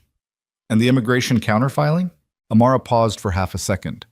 "It will be real by end of day." Madame Kang looked at her. "You bluffed him," she said. "I bluffed half of it," Amara said. "The IP counterclaim is real. The immigration filing I told him was 40 minutes old was actually 20 minutes from being filed," Junseo said quietly from beside her. She turned. He was looking at his phone. Professor Yoon extended the scope of the counterfiling to include the immigration record irregularities. He confirmed it 4 minutes ago. He looked up. "It's done now." Amara looked at him. "Your attorney works fast," he said. "He was always good under pressure," she said. Junseo held her gaze. The cold morning air was around them, and behind him the pale concrete of Shin's building and the service road, and the anonymous Yeongdeung-po geography. His face was doing the controlled composure thing it did, but underneath it, in the specific way she'd started to learn to read him in 4 days, something else entirely. "You walked in the front door of that building," he said. Not quite the same tone as his mother, different. "Someone had to talk to him," she said. "My people were 30 seconds from the 4th floor. 30 seconds is a long time when the wrong thing gets said." "You didn't know what he'd do." "No," she agreed, "but I knew what I had, and I knew how to present it." She looked at him steadily. I've been presenting things in rooms my whole career. This wasn't that different. He looked at her for a long moment. It was extremely different, he said. The principle was the same, she said. He almost said something. She watched him almost say it. He stopped, put it somewhere, and looked away. Madame Kang had walked a few steps toward one of the cars and stopped, looking back at them both with the expression of a woman who had arrived at an opinion and was keeping it private. "We should leave this street," she said. They moved. In the car going north, Amara sat in the back with Madame Kang while Junso rode in the car ahead. On phone calls, she could see through the windshield. His profile, the movement of his mouth, one hand on the back of the headrest in front of him.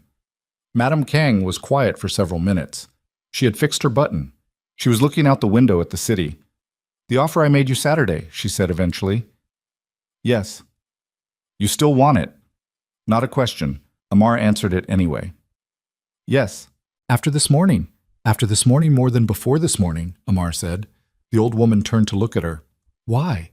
Amara thought about it. Not about what to say, about what was actually true. "Because I spent 7 years making myself small enough to fit inside someone else's work, and today I walked into a room with my own name behind me, and it—" She stopped, pressed her lips together. "It was the first time I've done that, in any room, in 7 years. She looked at the city going past. "I don't want to go back to the other way." Madame Kang was quiet. "He'll come back," she said. "Shin, this doesn't end him." "I know. The problems he created for you, legally, professionally, they're managed now, but they're not gone. There'll be more." She paused. "Are you prepared for that?" Amara thought about the emerald gown on the chair beside her bed, about the signature on a cocktail napkin at 19, about the sketch on a studio wall that nobody had ever asked about. "I've been preparing for it my entire career," she said. "I just didn't know what I was preparing for." Madame Kang nodded. Once, slowly.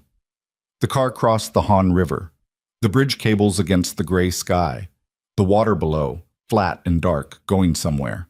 "I'll have my people contact Professor Yoon this week," the old woman said. "The investment structure needs to be formalized before Shin can look for another angle." She looked at Amara directly. "We move fast. Studio space by the end of the month. Production budget released in stages. Your name on everything from day one." "My name on everything from day one," Amara said, not repeating it, confirming it. "Yes." Amara looked out at the river. She breathed. Her phone buzzed. A text from Junseo's number, from the car 10 meters ahead of her. She opened it. "Are you okay?" She looked at the back of his head through 2 windshields and 10 meters of bridge. She typed back, "Ask me again tomorrow." A pause. Then, "I will." The bridge ended. Seoul opened up around them on the north bank. The city in its full Monday morning chaos, unaware and indifferent, carrying on the way it always did, the way cities do, with no particular concern for the individual lives resolving and breaking and beginning again inside it. Amara put her phone in her pocket. She was not okay exactly. Her hands were still doing the faint tremor thing they'd been doing since the 4th floor of that building. Her chest was tight in a way that was going to take several hours to loosen. There was an adrenaline debt collecting somewhere in her body that she'd have to pay later, alone, in her apartment, probably at a strange hour of the night. But she was here. She was in a car going north across the river in the city she'd given 7 years of her invisible best work to. And her name was on 2 legal filings and about to be on a studio and eventually on garments that would hang in the right rooms and carry the right weight and belong entirely, without asterisk or footnote, to the person who made them. Shin Dae-won's voice came back to her. This isn't over. She knew it wasn't over. But the thing she'd been waiting for, the thing she hadn't let herself name until today, standing on a 4th floor with a bluff in one hand and a real filing in the other, was over. The waiting was over. The smallness was over. The business of living inside someone else's shadow and calling it a career was done. Whatever came next, it would come at her directly, and she would meet it with her name on it. The car turned off the bridge and into the streets of Mapogu, and the city closed around her, familiar and indifferent and full of the particular promise of places that don't care whether you make it. They just keep going either way, and you have to decide whether you're going with them or letting them carry you. She decided. She'd already decided, standing in a studio in the early, cold Monday morning, looking at the silence where an answer should have been. She just hadn't known yet how far that decision would take her before the day was done. Now she knew. And ahead of her, in the car 10 meters north, Kang Jun-seo was still on his phone, still managing the fallout, still doing the precise, careful work of a man who had spent his whole life protecting what mattered to him. And somewhere in the last 4 days, without either of them particularly planning it, she had become something he was trying to protect. She looked at the back of his head. She thought about what that meant. She thought about the question she hadn't answered yet. The real one. Not, "Are you okay?" but the larger thing underneath it. The thing that had been building since a corridor in Seongbuk-dong and a pair of eyes that saw through every careful answer she'd ever prepared. She wasn't ready to answer it today. But she was, for the first time in a very long time, willing to let the question exist. That was something. That was, in fact, quite a lot. The car stopped at a light. Outside, Seoul kept moving. Inside, Amara Brooks sat in the back seat of a car belonging to a family she'd met 4 days ago, holding the wreckage and the beginning of the same morning in both hands, and waited for what came next. 3 weeks passed before Shin Dae-won made his next move. Amara had expected faster. She'd been braced for it, waking up in the mornings with the particular alertness of someone who has learned that quiet doesn't mean safe, it just means the thing hasn't arrived yet.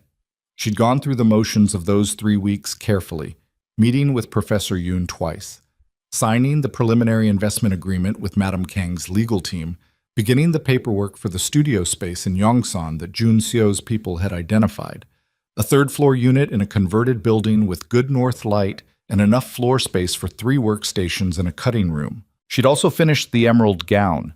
She'd done it the night after Yong Deungpo, sitting on her apartment floor with the fabric spread around her and her hands shaking in the first hour, and steady by the third, working through the night the way she'd always worked through the hard things, with her hands, with the specific comfort of cloth and thread, and the problems that had solutions if you were patient enough to find them. The gown was hanging on the back of her bedroom door. She hadn't worn it yet.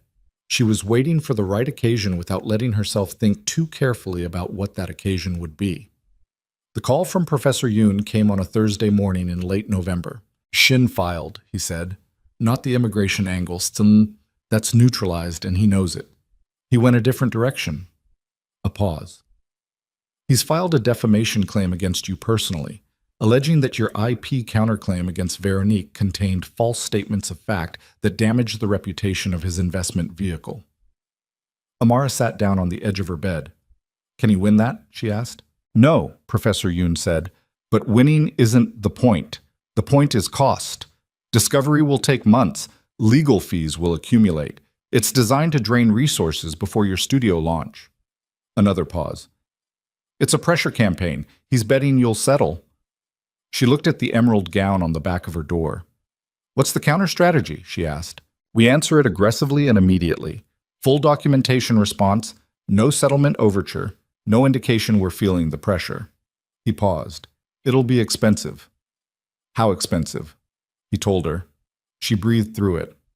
"Do it," she said. "Entente." She told Jun-seo that evening.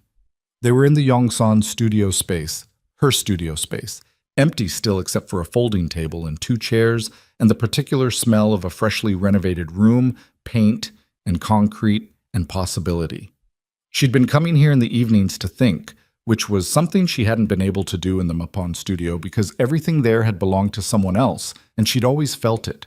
He listened without interrupting. He was leaning against the wall by the window, arms crossed, looking at the floor while she talked. When she finished, he was quiet for a moment. "I'll cover the legal costs," he said. "No." He looked up. "I mean it," she said. "The investment agreement covers the studio infrastructure. Legal costs for my personal defense are mine." She held his gaze. "If I let you pay for everything that comes at me because of my connection to your family, I'm not running my own business. I'm running your family's investment." A beat. "That's not what either of us agreed to." He looked at her for a long moment. The empty room around them, the north light going gray-blue in the late afternoon. "You can't afford it alone," he said. "I know that." She sat down on the edge of the folding table. "I have some savings. I'll use them. And if it runs over, I'll ask you for a loan at a documented interest rate that I'll repay." She paused. "Not a gift. A loan." That's what I need it to be, she said. He pressed his lips together. He looked at the ceiling. He made the small gesture she'd come to recognize. 2 fingers against his jaw, the thing he did when he was pushing down a reaction he'd decided not to voice. All right, he said. Thank you. You're very difficult, he said. I've been told, she said. Something moved across his face that wasn't quite a smile and was warmer than anything she'd seen there in the 4 weeks she'd known him. What? The defamation case dragged through December. Shin's lawyers were good, methodical and patient and willing to file motions that existed purely to generate paperwork and consume time. Professor Yoon's team was better. By the 2nd week of December, the documentation response was so thorough and so damaging to Shin's stated position that his lawyers stopped filing new motions and went quiet. The quiet this time was different from the earlier quiet. It had a different texture, not preparatory, more like the sound of a calculation being revised. On the 14th of December, Veronique Choi called. Amara was in the Yongsan studio. She had workstations now, 3 of them, assembled and positioned, the cutting table bolted down, the lighting installed. Minji was sitting at one of the workstations because Amara had called her 2 weeks after Yongdongpo and asked her directly, calmly, with no accusation in her voice, whether she understood what she'd been part of and whether she wanted to do something different with her considerable talent. Minji had cried for about 8 minutes and then said yes. She was 24 years old and she'd made a mistake and she knew it and she was going to have to live with it, but she had the best eye for proportion Amara had seen in someone that young. And Amara was not in the business of wasting talent on moral accounting when the accounting had already been done. She stepped out of the studio to take the call. Veronique, she said. Amara. A pause. The particular pause of someone who has rehearsed a conversation and found at the moment of beginning it that the rehearsal wasn't sufficient. I'm dropping the breach claim. Amara leaned against the wall in the corridor outside the studio and looked at the ceiling. Okay, she said. My lawyers advised. Veronique stopped. Started again. The IP counterclaim documentation, it's another stop. The sound of someone who is prepared to say something difficult and is discovering that difficult things resist preparation. It's comprehensive. Yes, Amara said. 7 years, Veronique said. Her voice had gone somewhere quieter. The professional smoothness had eroded down to something more honest underneath it. I knew what I was doing. I want you to know that I knew. The corridor was silent. Through the studio door, Amara could hear Minji's scissors, the soft, precise rhythm of good cutting work. She thought about what to say to that. She thought about whether she wanted to say anything to that. Why are you telling me? She asked. Because I want... Veronique stopped for a long time. I don't know what I want. I think I wanted to say it to someone who deserved to hear it. A pause. You deserved to hear it years ago. Yes, Amara said. I did. The line was quiet. I hope the studio goes well, Veronique said. I mean that. Amara considered whether she meant it back. She found, somewhat to her own surprise, that she did. Not warmly, not forgivingly, but in the flat, honest way you can wish someone well when you've moved far enough past them, that the emotion has mostly become just information. Take care of yourself, Amara said. She ended the call. She stood in the corridor for a moment. She put her phone in her pocket. She went back into the studio and sat down at her workstation and picked up the sketch she'd been working on and looked at it with fresh eyes and found, to her quiet satisfaction, that it was good. Shin Dae-won withdrew the defamation claim on the 22nd of December. No statement, no explanation. The claim simply disappeared from the filing system, withdrawn by his legal team on a Tuesday afternoon while Seoul was busy with the particular festive indifference of a city that doesn't slow down for anything. Professor Yoon called to confirm it. He sounded, for the first time in Amara's experience of him, genuinely pleased. He ran the numbers, Professor Yoon said, the cost of continuing against what he'd gain. He's a practical man when the arithmetic is clear enough. Is he done? Amara asked. With this avenue, yes. With your connection to the Kong family broadly? A pause. That's a longer question. But not today's question. Not today's question, he agreed. She thanked him. She ended the call. She went to the window of the Yongsan studio and looked out at the city in the early winter dark. The lights coming on across Yongsan, the Han River visible in the distance, the particular blue-black of a Seoul evening in December. Her studio, her window, her view. She pressed her forehead against the cold glass for a moment, briefly, the way you touch something you want to make sure is real. It was real. Yeah. Madame Kang called her on Christmas Eve. Not to discuss business. The old woman called to ask how she was sleeping, which was a question nobody had asked Amara in some time, and the specificity of it, not how are things going or how is the launch preparation, but how are you sleeping, made something in her chest do a slow, complicated thing. Better, Amara said, than I was. Good. A pause. The gala in February. I want you there. Not as a designer associated with my family's investment. As a guest. Another pause. There's a difference. I know the difference, Amara said. I know you know, Madame Kang said. I'm saying it anyway because some things should be said out loud. A brief pause. Jun Seo will be there. I assumed. He asks about the studio more than business requires, the old woman said. Very dry, very even. Amara looked at the emerald gown on the back of her bedroom door. Tell him the studio is progressing well, she said. Tell him yourself, Madame Kang said, and ended the call. He showed up at the studio 3 days later. No message, no call ahead, just a knock on the studio door at 4:30 on a Thursday afternoon. Minji answered it, looked back at Amara with an expression carefully emptied of anything useful, and stepped out to give them the room.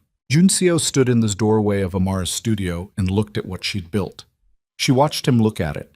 The 3 workstations, the cutting table, the bolts of fabric along the east wall, a deep terracotta silk, a black wool crepe, the beginning of a midnight blue she hadn't named yet.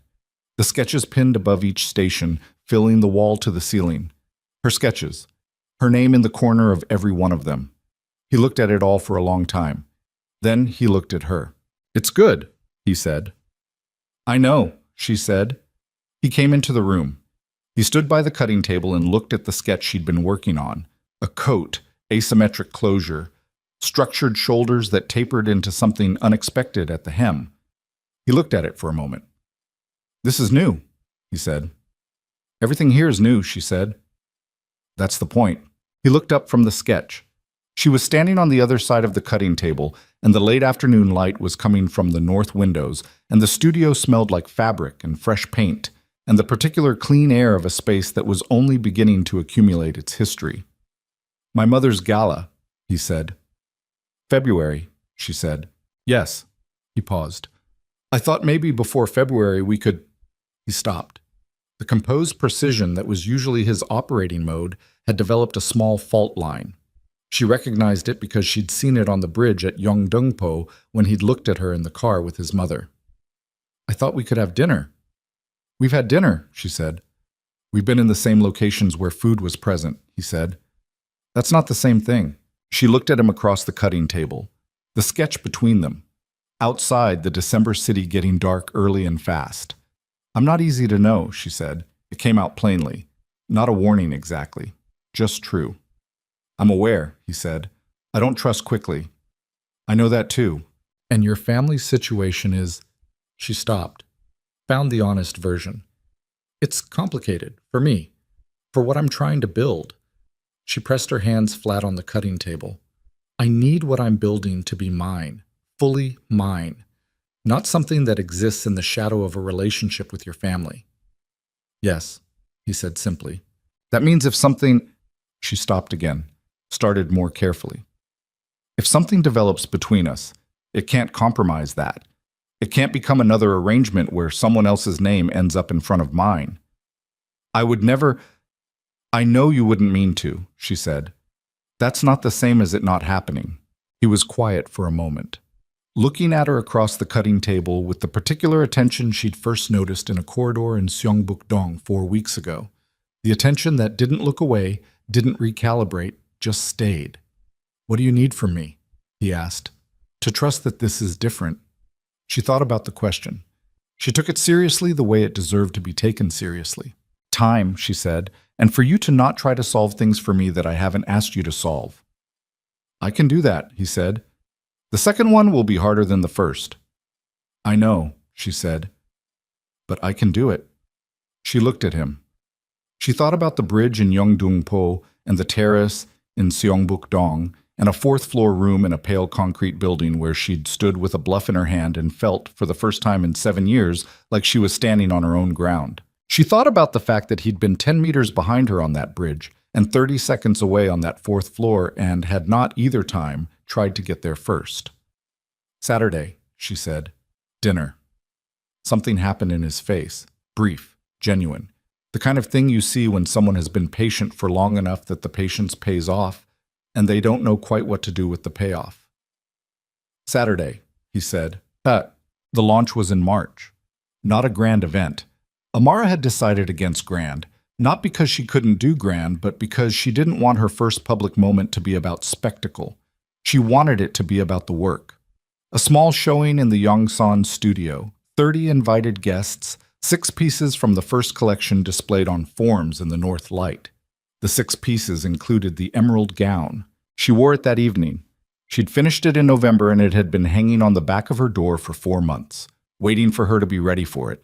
And standing in her studio bathroom getting dressed on the night of the launch, she finally was. It fit the way she'd designed it to fit. Not perfectly, because she'd made it before she knew exactly what the next 4 months would do to her body, to her posture, to the way she held herself when she walked into a room. She'd taken it in at the waist the week before, a small adjustment, and now it was right. She looked at herself in the mirror, a woman in an emerald gown she'd made with her own hands, in a city she'd given 7 years of invisible work to, on the night she finally stopped being invisible. She looked like herself. That was the thing. She looked exactly like herself. Park Sun-young was the first to arrive. The fashion editor came in with 2 colleagues and walked directly to the 6 displayed pieces and stood in front of each one for a long time without speaking, the way she'd looked at Madame Kang's gown in the fitting room of the Kang estate. Then she turned to Amara and said, "The coat. Tell me about the coat," Amara told her. The asymmetric closure, the structural logic of the shoulder, the hem decision, and why she'd made it. She talked the way she'd talked to Madame Kang in the fitting room 4 months ago. Directly, technically, without performing enthusiasm, because the work was the enthusiasm. Park Sun-young listened. When Amara finished, the editor looked at the coat for another moment. "I'm doing a feature in the March issue," she said. "New independent labels. I'd like to include this." She paused. "Full page? Your name? Your work? Your story?" "My story," Amara said. "The real one," Park Sun-young said. "Not a press release version." She looked at Amara. "People deserve to know whose hands made these things." Amara thought about that, about the weight of it. 7 years of hands that nobody knew about, and now a full page in a magazine saying the name. "Outsy." "Yes," she said. "All right." The room filled slowly. Madame Kang arrived with 2 women whose names Amara recognized from the introduction at the birthday gala. The CEO of the cosmetics company came with his wife, who looked at the emerald gown for a long time and asked quietly if it was available for commission. Seo Yeon came. She came alone near the end of the evening when the room had thinned out a little, and she stood in the doorway for a moment before coming in. She was wearing something simple, not trying, not performing. She looked like a person who had spent the past 3 months in some private reckoning and had come out of it carrying something she hadn't carried in. She stopped in front of the midnight blue piece, the one Amara had named last, the one she'd finished the week before the launch, the color she'd finally settled on calling Han River in November. "This one," So-yeon said quietly, not to Amara specifically, just to the room. Amara came to stand beside her. They looked at the piece together for a moment. "Did you go to Madame Kang?" Amara asked. "The day after Yeongdongpo," So-yeon said. "Yes." "How was it?" "Exactly as terrible as I expected." A pause. "And then she made tea, and we talked for 2 hours. Seo-yeon's voice was measured and very quiet. "She's known about Shin for longer than I told her. She knew most of what I'd done. She just needed to hear me say it. And now?" Seo-yeon looked at the midnight blue. "And now I'm still in the house. Still not family, not really, but..." She stopped, found words. She said belonging isn't given, it's built. A pause. I think she was talking about me. I think she was also talking about you. Amara looked at the dress, at the Han River color she'd chosen because it was honest, because it didn't try to be more beautiful than it was, just held its particular truth in the light. I'm sorry, Seo-yeon said. For the phone call. For the party. I know, Amara said. That's all I wanted to say. I know that too. They stood there for another moment in the comfortable, slightly uncomfortable way of two people who are not friends and may not become friends, but have been through something together that requires a different category. Then Seo-yeon said, The Midnight Blue, can I commission it? Amara looked at her. I'll put you on the list, she said. Junseo arrived late, which she'd expected, and stayed after everyone else had gone, which she'd also expected. He stood in the middle of the empty studio after the last guest left, looking at the 6 pieces in the north light. She was at the work table behind him, straightening things, winding down the way you wind down after an evening that has taken everything you had and returned it with interest. Well, she said. He turned to look at her across the studio. Well, he said, that's not an answer. It's everything, he said simply. The work is everything. He paused. You know that already. I do, she said. I want to hear it. He walked toward her. He stopped on the other side of the work table. The same geometry as the cutting table the week before, the same north light going dark now into evening, the same sketch between them that had become 6 finished pieces hanging in the room. The coat, he said. Park Sun-young is going to write about the coat. She told me. It'll change things. I know. Fast, he said. Faster than you might be ready for. I've been getting ready for 7 years, she said. I think I'm ready. He looked at her for a long moment. The emerald gown, he said. What about it? You made it for yourself. Yes. Before any of this, before my mother's offer, before Yongdongpo. He paused. You were already making something for yourself. She looked at him, the question behind the observation. I'd been making things for myself my whole career, she said. I just kept giving them away. She pressed her hands flat on the work table. I stopped giving them away. He looked at her hands on the table, then at her face. I have something for you, he said. He reached into his jacket pocket and set something on the work table between them. Small. Flat. A photograph printed on good paper. She looked at it. It was a photograph of a cocktail napkin. On the napkin, in faded ink, was a sketch. Rough. Immediate. The quick, confident line of someone who draws the way they think. A gown, asymmetric at the hem. And in the corner, in handwriting she recognized as her own. Amara Brooks. She stared at it. Where did you get this? She asked. Her voice had gone somewhere quiet. The cafe in Hongdae, he said. Where you drew the initial sketch for my mother's gown. The owner keeps things left behind. My people found it when we were documenting the attribution timeline. He paused. It's been in that cafe for 11 weeks, sitting in a drawer. She looked at the photograph, at the sketch, at the signature she'd written at 19 in a design school studio and covered with her palm and had been covering in one form or another for every year since. Amara Brooks, her name, her handwriting, her gown, the one that had ended up on Madame Kang's shoulders in a ballroom full of Seoul's most powerful people, the one that had started everything that followed, the one that had been out in the world doing its work without her name attached to it. The original was still in a cafe drawer somewhere, but here it was anyway, the beginning of it. She picked up the photograph. Thank you, she said. He nodded. She held the photograph in both hands and looked at it for a moment longer. Then she crossed the studio to the wall above her primary workstation and found the pushpin she kept there, and she pinned the photograph at the center of the wall, above the sketches, above the work, at the highest point she could reach. She stepped back. There it was. The beginning, above everything that had come from it. She stood in her studio in her emerald gown and looked at her own name in her own handwriting pinned above her own work, and felt something move through her that didn't have a clean word in any language she spoke. Not joy exactly, not relief exactly, not triumph. Something larger and quieter than all of those. The specific feeling of arriving somewhere after a very long journey and finding that the place is real and that you earned it and that nobody can take it from you. Junseo was beside her. Not close, just present. The way he'd been present on a terrace overlooking Seoul on a November night that felt like much longer ago than 4 months. "What's next?" he asked.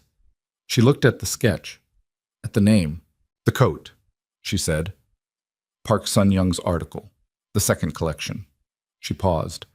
"And Shin will try something else eventually, and there'll be other things, other problems, other rooms to walk into." She looked at the photograph. "But they'll come at Amara Brooks, not at whoever Amara Brooks works for." She paused. "That's different." "Yes," he said. "It is." The studio was quiet. Through the north windows, Seoul blazed in its ordinary, extraordinary way. The lights of the Han River banks, the bridges pulling the two halves of the city together, the endless upward pressure of a place that doesn't stop building itself. Amara looked at it. She had come here 7 years ago with a partial scholarship and a portfolio her professors called technically exceptional and a hunger she hadn't known yet how to feed correctly. She had given this city the best of her invisible work. She had been used and overlooked and managed and underestimated, and she had survived all of it. Not gracefully, not without cost, not without the specific damage that accumulates in a person who has spent years being told by the structure around them that their name doesn't matter. But she was still here. She was standing in her own room, in her own city, wearing her own work, with her own name on the wall. That was the whole story, in the end. Not the gown, not the Kangs, not Shindai Wan or Veronique Choi or the filing dates and legal counters and ballroom whispers. All of that had happened, and all of it had mattered, and none of it was the actual story. The actual story was the signature, the one she'd written at 19 and hidden, and had spent 7 years working toward the courage to stop hiding. She'd found the courage. The rest was just work, the good kind. Junseo's hand found hers on the work table. Not dramatic, not a gesture, just his hand settling next to hers, and then around hers, with the quiet certainty of someone who had decided something and was done deliberating. She let him. Outside, Seoul kept going. The river kept moving.